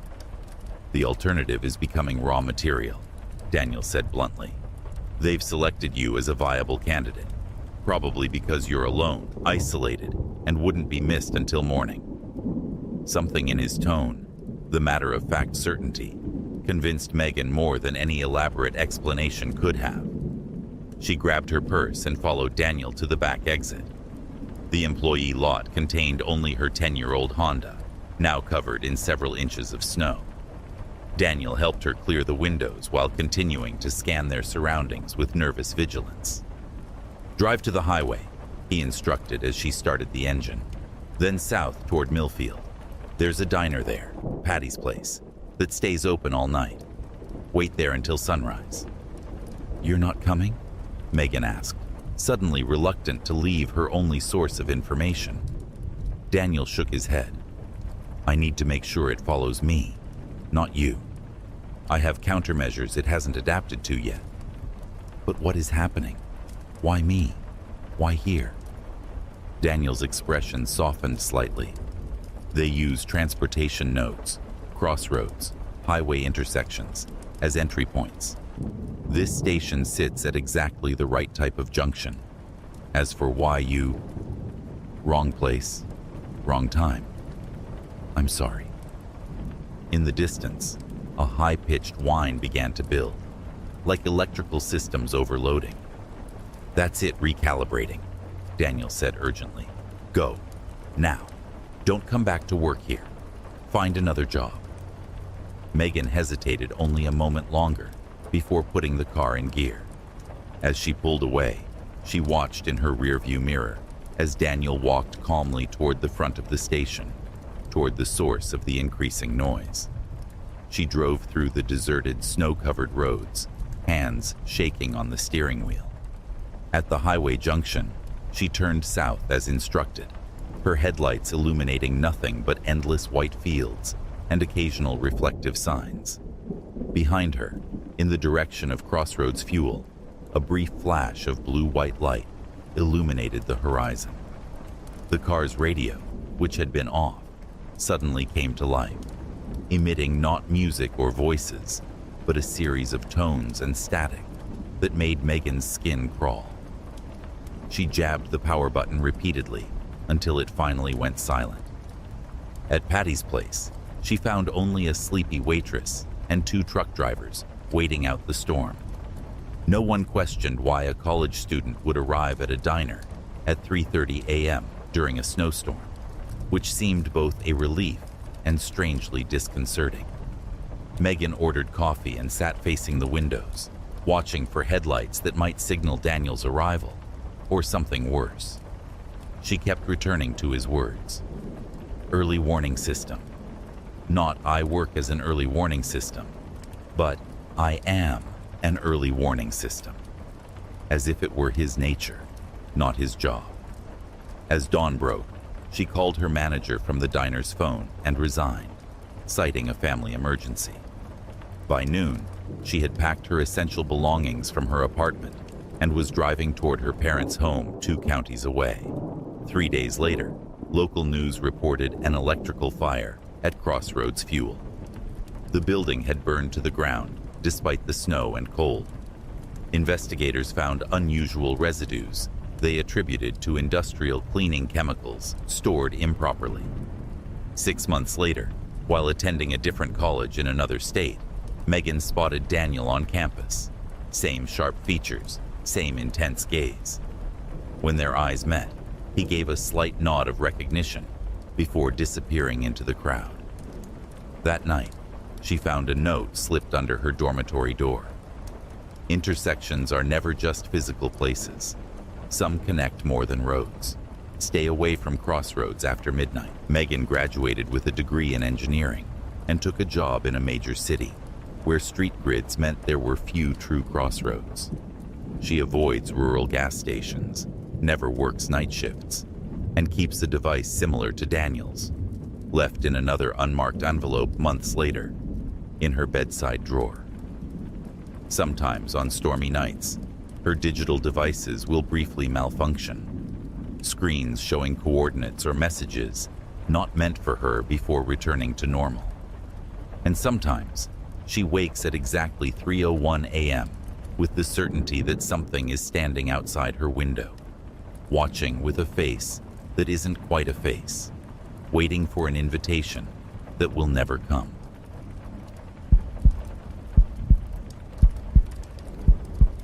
The Half Moon Gas and Snack stood at the crossroads of County Road 17 and Old Mill Highway, the only service station for 20 miles in the rural outskirts of western Pennsylvania.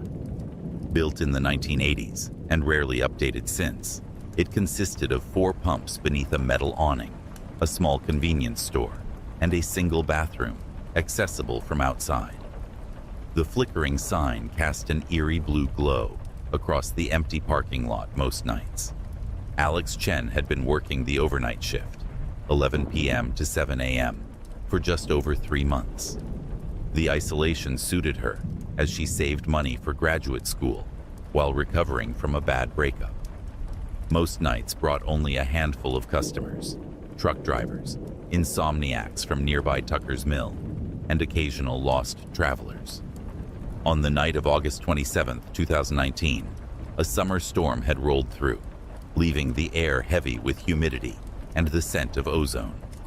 By 2 a.m., the clouds had cleared, revealing a sky crowded with stars rarely visible in more populated areas. Alex had settled into her routine of restocking, cleaning, and reading between customers.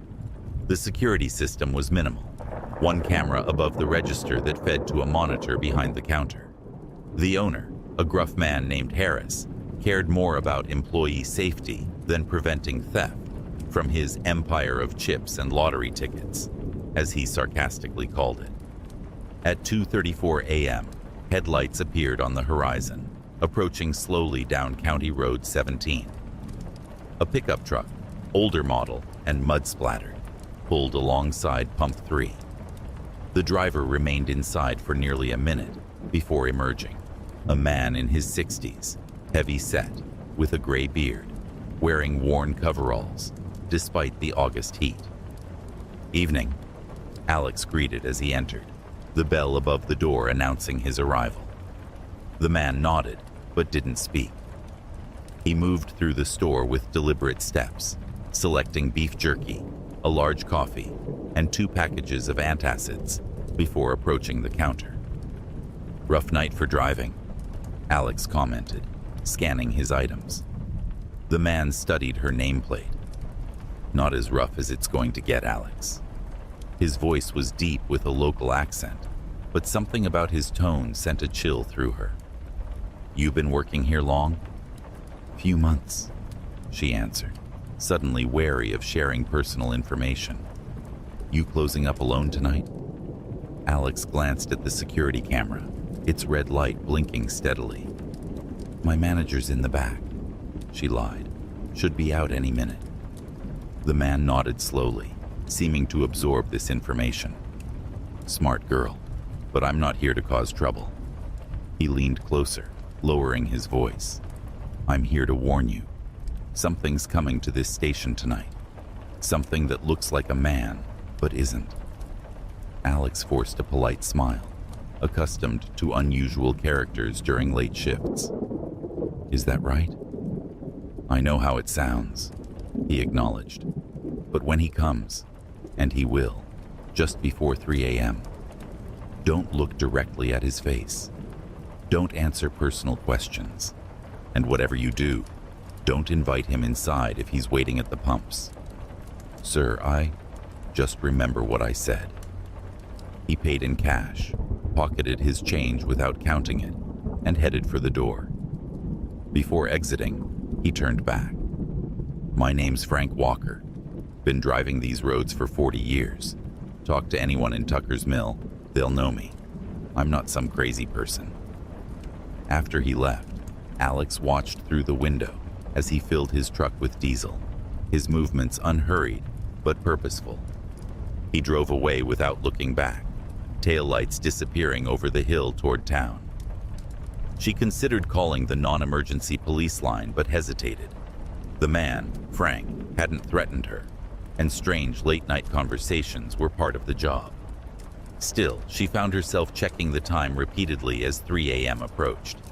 At 2:57 a.m., another vehicle appeared, a dark sedan, make and model indistinguishable in the dim light.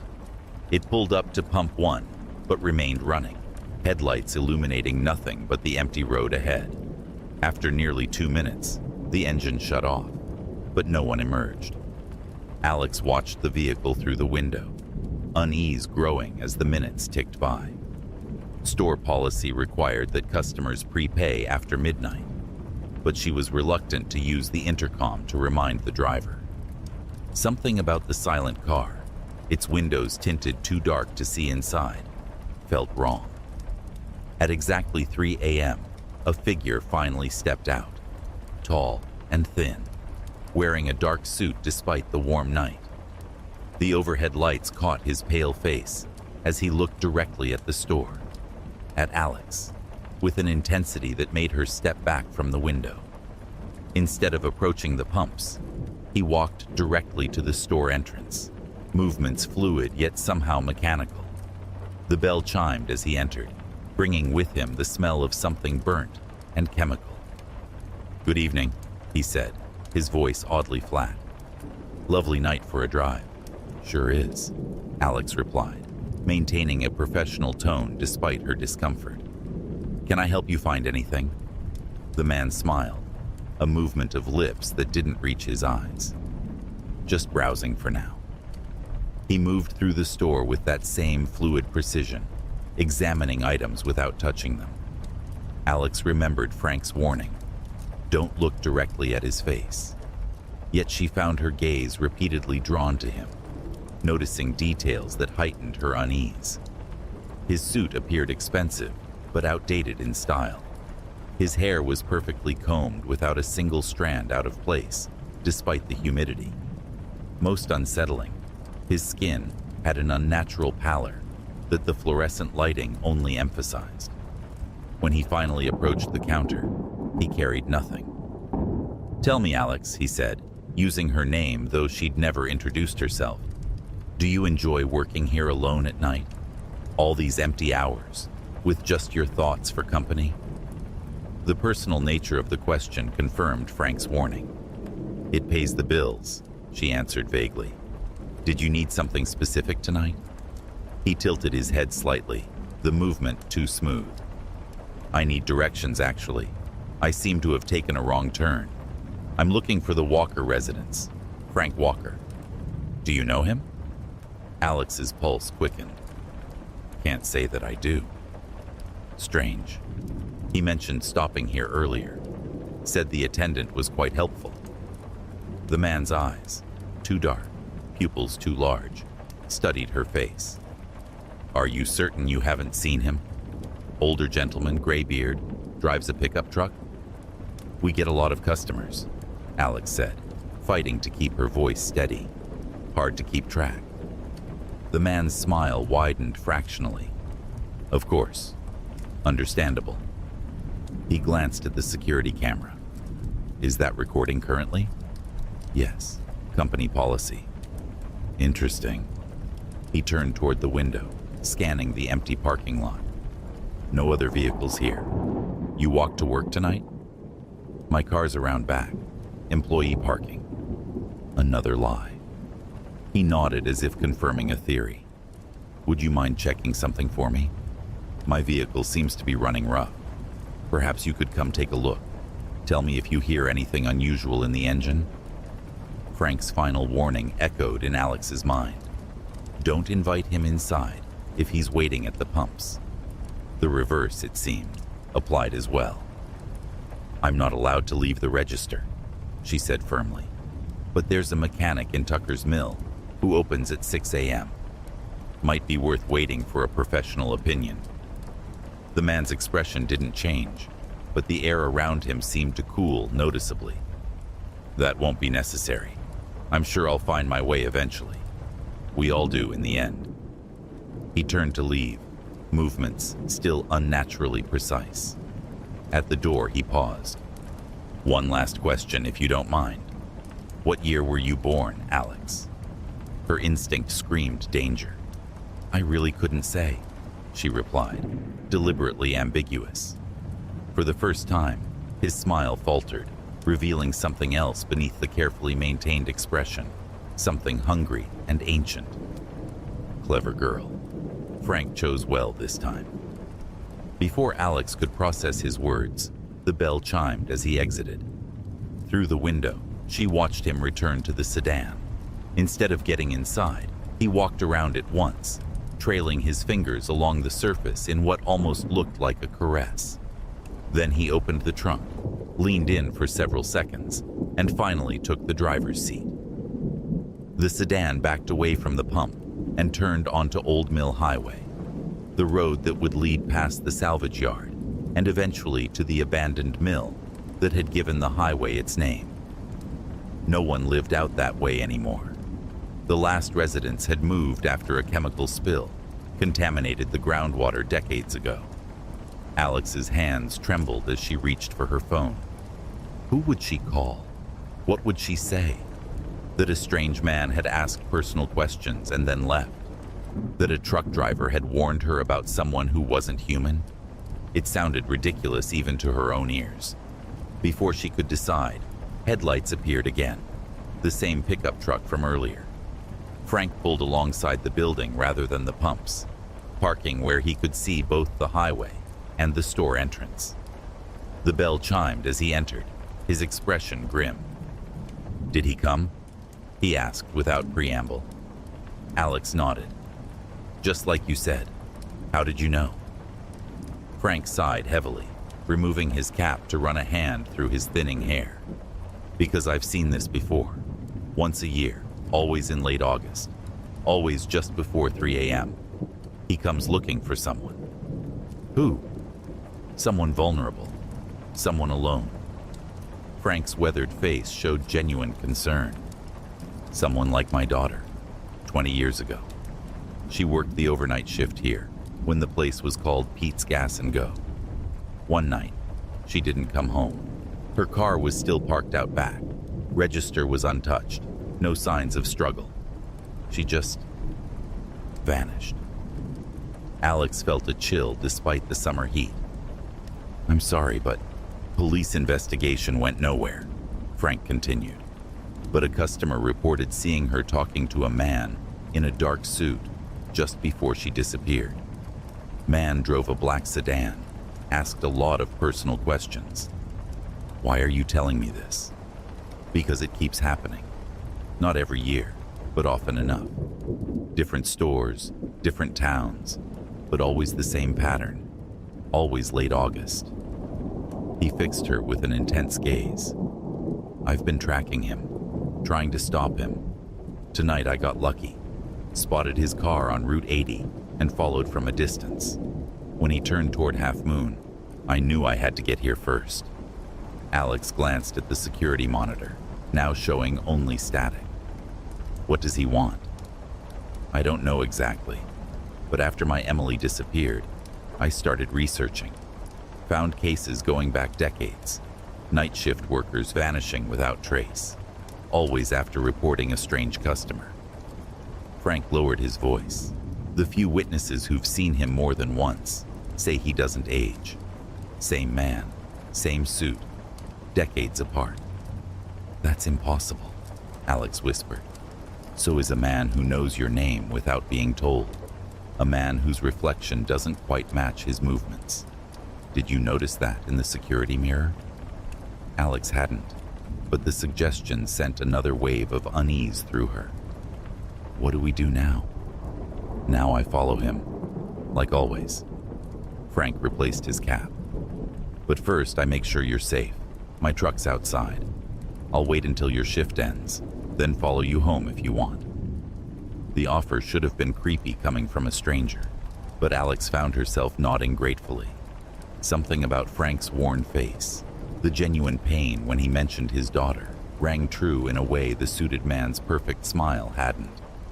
For the remainder of her shift, Frank sat in his truck, engine running, eyes alert.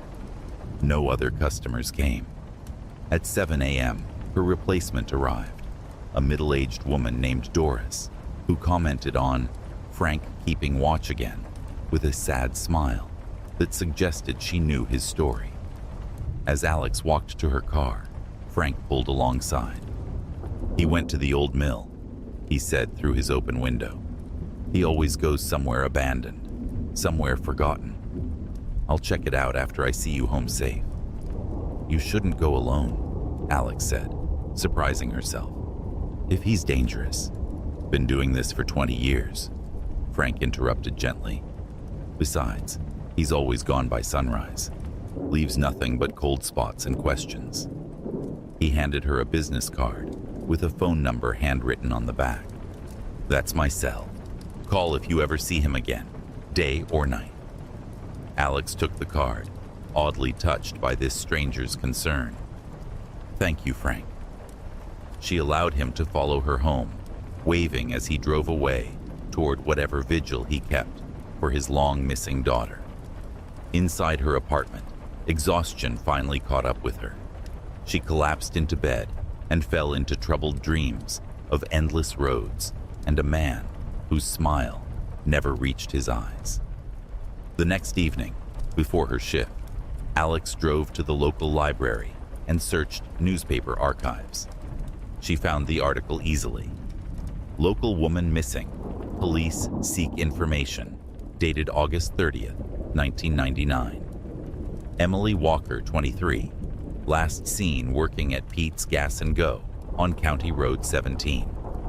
Further searching revealed more disappearances. Not every year, but every 3 to 5 years. All within a 50-mile radius. All involving night shift workers at isolated locations. Always in late August. Alex quit her job the following day. She found work at a 24-hour diner in town, where she was never alone during overnight shifts. Every August, she texts Frank Walker a simple message: "Staying safe. Hope you are too." Every year he responds, Still looking, still waiting. Stay vigilant. And every year she checks the local news for reports of missing persons, relieved when August passes without incident, knowing somewhere in the night, an old pickup follows a dark sedan, keeping watch for a predator that wears a human face, but has never been human at all.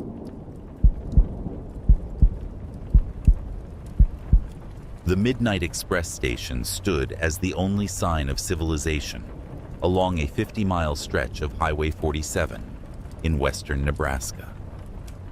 Built in the 1990s and rarely updated since, it consisted of 6 pumps under a metal awning, a small convenience store, and a single bathroom, accessible from outside. The red neon sign buzzed constantly, flickering every few minutes like a struggling heartbeat. Ray Thornton had been working the night shift, 10 p.m. to 6 a.m., for just over 4 months.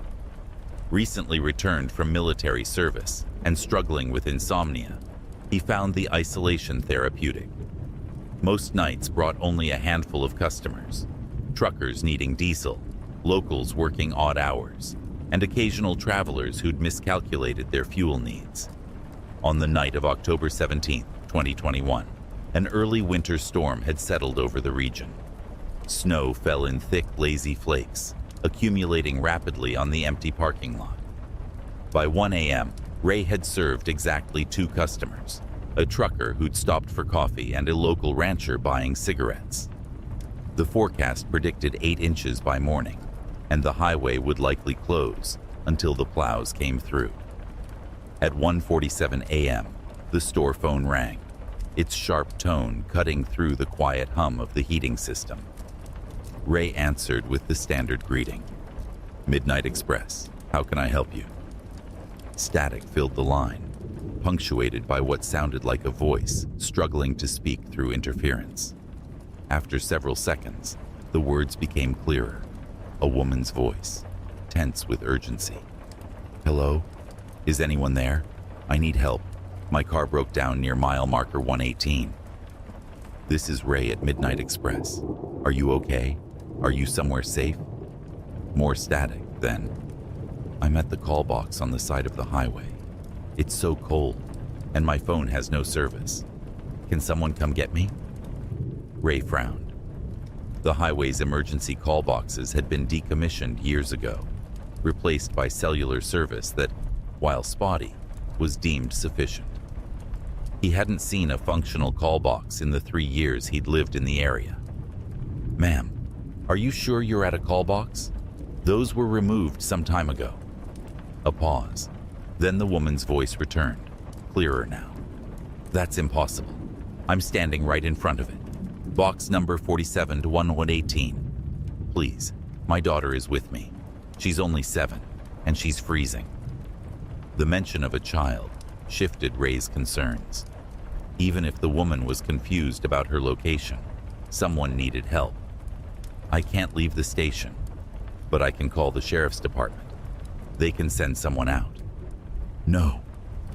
The response came too quickly, too forcefully. "No police. Just, is there anyone else who could help? A tow service, maybe?"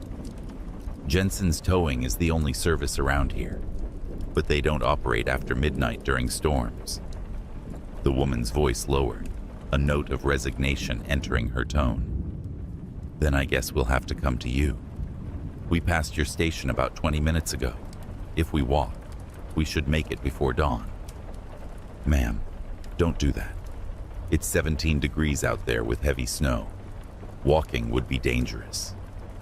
Ray was already reaching for his cell phone to try calling the sheriff anyway. "Stay with your vehicle. I'll get help to you." "Too late," the woman said, her voice suddenly calm and clear, all static gone. "We've already started walking.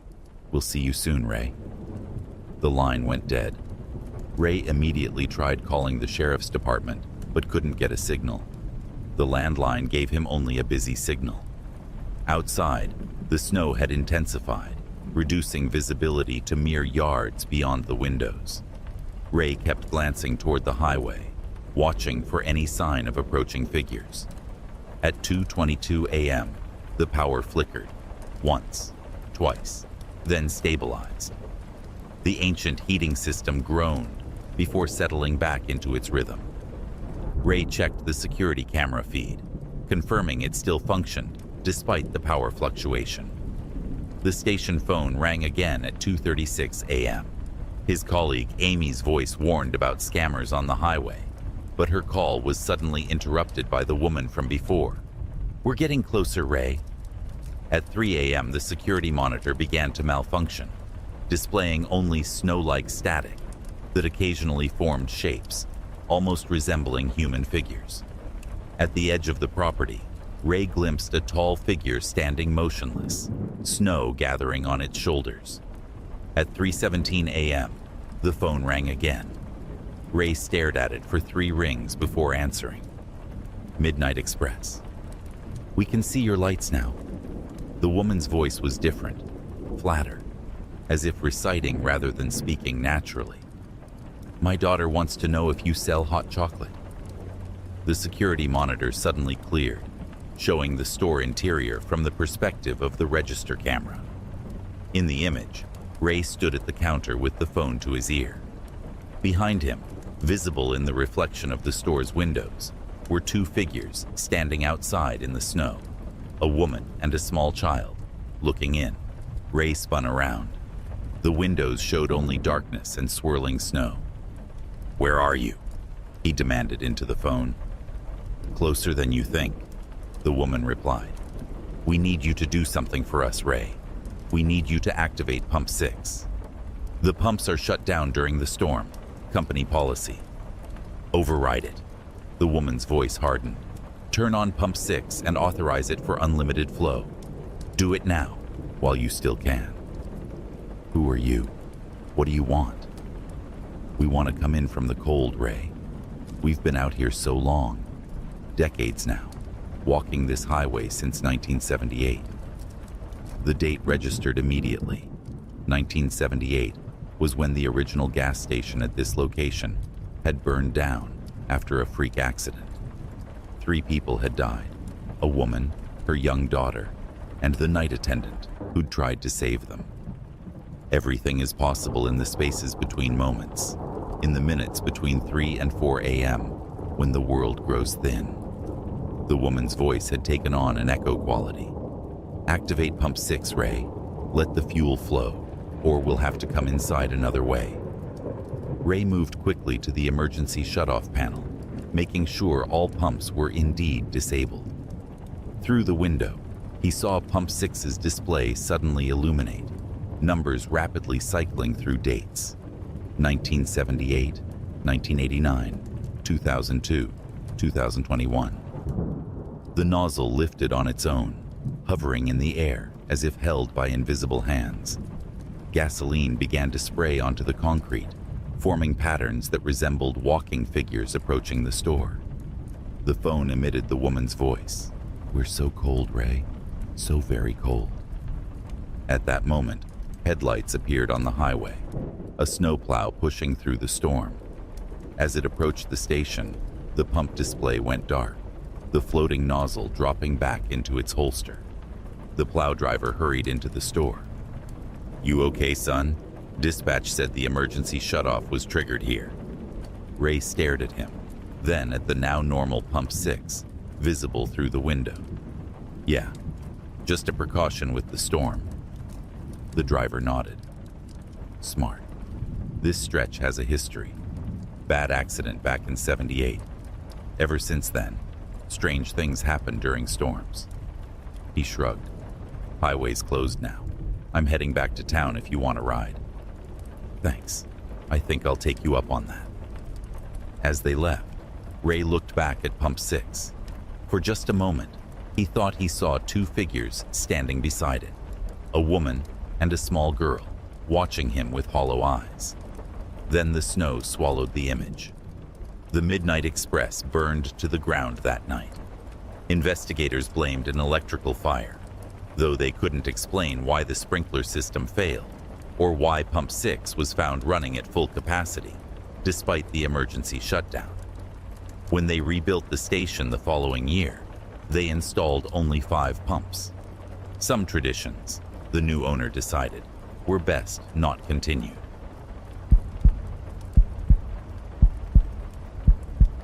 The Lucky 7 travel stop stood at the junction of Interstate 40 and Route 19 in eastern Arizona, a fluorescent oasis amid the empty desert.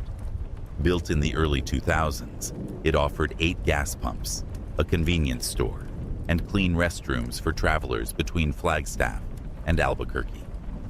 Mark Grayson had been working the overnight shift for 5 weeks to save money for his final college semester. The hours, 10 p.m. to 6 a.m., were lonely, but gave him time to study between serving occasional truckers and night travelers. On July 22, 2020, a rare summer thunderstorm engulfed the region. Lightning illuminated the empty parking lot, while rain reduced visibility to mere yards beyond the windows. The parking lot security cameras had been malfunctioning for weeks, showing only static during certain hours. At 1:17 a.m., a man in his 60s entered, shaking rain from a black umbrella. He wore an outdated suit, and despite the downpour, his shoes remained perfectly dry. "Quite the storm," he remarked, folding his umbrella with practiced efficiency. He browsed the store, examining items without touching them, his gaze lingering on the security cameras and on Mark with unsettling intensity. Finally, he approached the counter with a small spiral notebook with a red cover. "Tell me, Mark, how long have you been working here? At this specific location?" he asked. "Just a few weeks. And have you noticed anything unusual during your shifts, particularly between 2 and 4 a.m.? Mark thought of the malfunctioning cameras, but said nothing. "Can't say that I have." The man nodded. "Most don't. Or rather, most choose not to remember." He placed a $50 bill on the counter. "I don't need change. Consider it a tip." As the man prepared to leave, the doors slid open again. A woman in soaked hiking gear entered, limping slightly. "My car broke down about a mile back.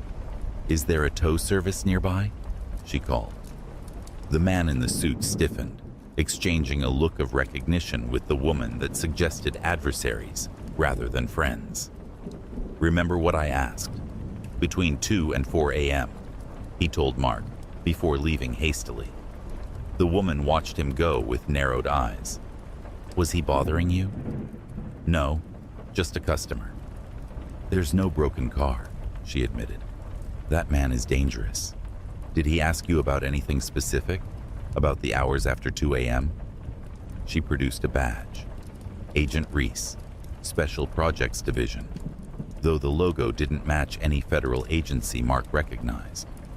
"Something happens at this location between 2 and 4 a.m., she explained. "That man isn't here to observe it. He's here to exploit it. Check your security footage from previous nights. Look for anomalies during those hours." While Agent Reese set up equipment in the back, Mark reviewed past footage. He discovered customers who entered but never left, shadows moving independently, and most disturbing, perfect duplicates of himself appearing while the real Mark was clearly visible elsewhere in the store. At 2 a.m., the pressure in the store changed subtly. A high-pitched tone hovered at the edge of hearing, and the fluorescent lights shifted toward blue. "It's starting," Agent Reese said, returning with scientific instruments. "This location sits at the intersection of multiple probability fields. For approximately 90 minutes each night, those fields overlap, creating a transitional space where alternate versions can briefly coexist." Through the windows, Mark spotted the man in the suit watching from Pump 4. During a lightning flash, his silhouette rippled like disturbed water. "He's trying to cross over fully, to replace his counterpart in this reality," Agent Reese explained. "They find weak points between worlds and slip through, leaving their dying realities behind." The doors opened again, and Mark's duplicate entered, identical except for subtle differences, like a watch Mark didn't own, and slightly longer hair. The duplicate approached with purpose. He's trying to force a convergence point, create a permanent bridge, the duplicate warned. You need to make a choice, Agent Reese told Mark urgently. Something definitive that creates a fixed point in this reality. Something only you would do. Through the windows, Mark saw the parking lot cycling through different versions. Newer, older, sometimes completely replaced by desert. Under pressure, Mark made his choice. He called his father, with whom he hadn't spoken in weeks, following a bitter argument. "Dad," he said steadily, "I think it's time we talked." Reality snapped back into focus. The duplicate smiled before fading away like an overexposed photograph. Convergence averted. Timeline stabilized. Agent Reese confirmed, packing her equipment. He'll try again, of course. Different location, different weak point. Who is he? Someone who ran out of choices in his own reality. Someone who decided the only way forward was to take someone else's place.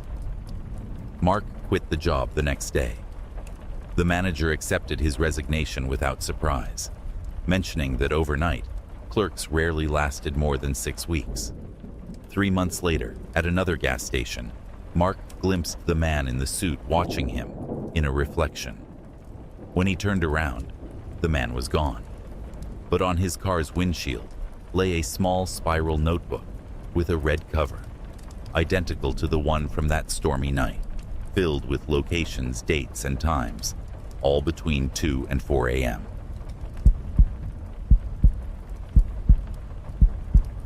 The Traveler at Pump 5. The Starlight Gas & Go sat at the junction of Highways 14 and 23 in Nebraska, its blue neon sign glowing weakly against the night sky. Lucas Reed, fresh from community college and burdened with student loans, had been working the overnight shift for a month while applying for better positions in his field. On October 3, 2022, an autumn storm lashed against the windows, the metal awning creaking ominously in the wind. By 1 a.m., Lucas had served only 2 customers, a trucker and a local farmer. At 1:43 a.m., headlights pierced the darkness as a sedan pulled alongside Pump 5. The driver remained inside for nearly 2 minutes before entering the store, a rail-thin man in his 60s with deep-set eyes. Despite the downpour, his gray trench coat was completely dry. "Evening," Lucas offered. The man moved through the store with measured steps, examining items without touching them, before approaching the counter. "Just the gas, $30 on Pump 5. As Lucas processed the payment, the man studied him intently. "You're new here." "About a month now." "And how many have you seen since you started?" Lucas frowned. "Excuse me?" "Travelers," the man clarified. "Ones who arrive after midnight but before 3. Ones who don't quite belong." The man gestured toward the security mirror in the corner. "They have no reflection." Lucas glanced at the mirror reflexively and froze. He could see the entire store, except where the man should have been standing. The counter was visible, as was Lucas himself, but the customer simply wasn't reflected. "What are you?" Lucas whispered. "A concerned citizen, one who knows what happens at places like this." He leaned closer. "Junctions between highways are thin places, Mr. Reed. Barriers wear down. Things slip through." Lucas hadn't worn a name tag in weeks, nor introduced himself. "How do you know my name?" "The same way I know you've seen 3 others like me. The woman who bought nothing but salt. The twins who spoke in unison. The old man who asked which year it was." Lucas remembered them with sudden clarity. Odd customers he'd dismissed as forgettable, who had all departed on foot into the darkness. "They weren't like you," Lucas said. "They were different. Wrong somehow. Because they weren't passing through. They were arriving, settling in." The man glanced toward the windows. "I'm the opposite, just passing through. but I recognized the signs of infestation. He produced a notebook filled with locations, dates, and descriptions. Junction points across the country, places where reality thins. He showed Lucas the entry for Starlight Gas and Go, transit events beginning exactly 1 week before Lucas started working there. Your world connects to others at certain points. Modern infrastructure sometimes creates new junctions accidentally. Highways built on ley lines, 24-hour operations, minimal human oversight during crucial hours. Lightning illuminated the parking lot, revealing 3 figures standing by Pump 5, watching the store with unblinking focus. Their proportions were slightly off, postures too rigid. "They're here for me," the man said calmly, tracking me across 3 states. He placed a small silver coin on the counter. "Keep this during your shifts. It won't stop them, but will prevent them from recognizing you as viable." Viable for what? Replacement. These creatures cannot exist fully in your reality without assuming someone's identity. They select, study, then substitute. Another flash showed the figures closer, moving only when light wasn't watching them, with 2 wide mouths, too many fingers, and eyes like polished obsidian. "Take the coin. Finish your shift. Don't return tomorrow." The man checked his antique watch. "My exit window opens soon. When I leave, they'll focus on me rather than you. But the other customers, my replacement, cannot be helped. This junction is compromised. Within a week, everyone here will be replaced." In a moment of darkness, the man moved toward the door with surprising speed. "Who are you? Why warn me?" He paused. "I was once in your position, ignored the warning, paid the price." Through the window, Lucas watched him walk toward the waiting figures. Lightning flashed, illuminating what followed. The man raised his arms. The air around him folded into a doorway, and he stepped through before the creatures could reach him. The doorway collapsed. The creatures turned toward the store, movements jerky like malfunctioning animatronics. Lucas pocketed the silver coin, feeling its unnatural coldness. For the remainder of his shift, the creatures circled the building, pressing faces against the glass, their features rearranging as if practicing human expressions. At dawn, they retreated into the darkness. Lucas left without explanation, packed his belongings, and drove west. The silver coin remained with him, a reminder of that night. He never worked night shifts again. 3 months later, curiosity drew him past his former workplace. As he observed the attendant through the windows, the coin in his pocket turned ice cold. The person behind the counter revealed eyes like polished obsidian and a too wide smile stretching across an almost human face. Lucas accelerated away, never looking back. Behind him, the junction remained open, the infestation complete, awaiting unwary travelers seeking only gas and a brief respite from the lonely highway. Thanks for sticking with us all the way to the end. Your support truly makes a difference. If you enjoyed this tale, don't forget to hit like, drop a comment below with your thoughts, and subscribe so you never miss another story. A huge thank you to our sponsors for keeping the lights on and the wheels turning. We couldn't do this without you. Until next time, stay safe on the road, and remember, sometimes the scariest stories are the ones we tell ourselves.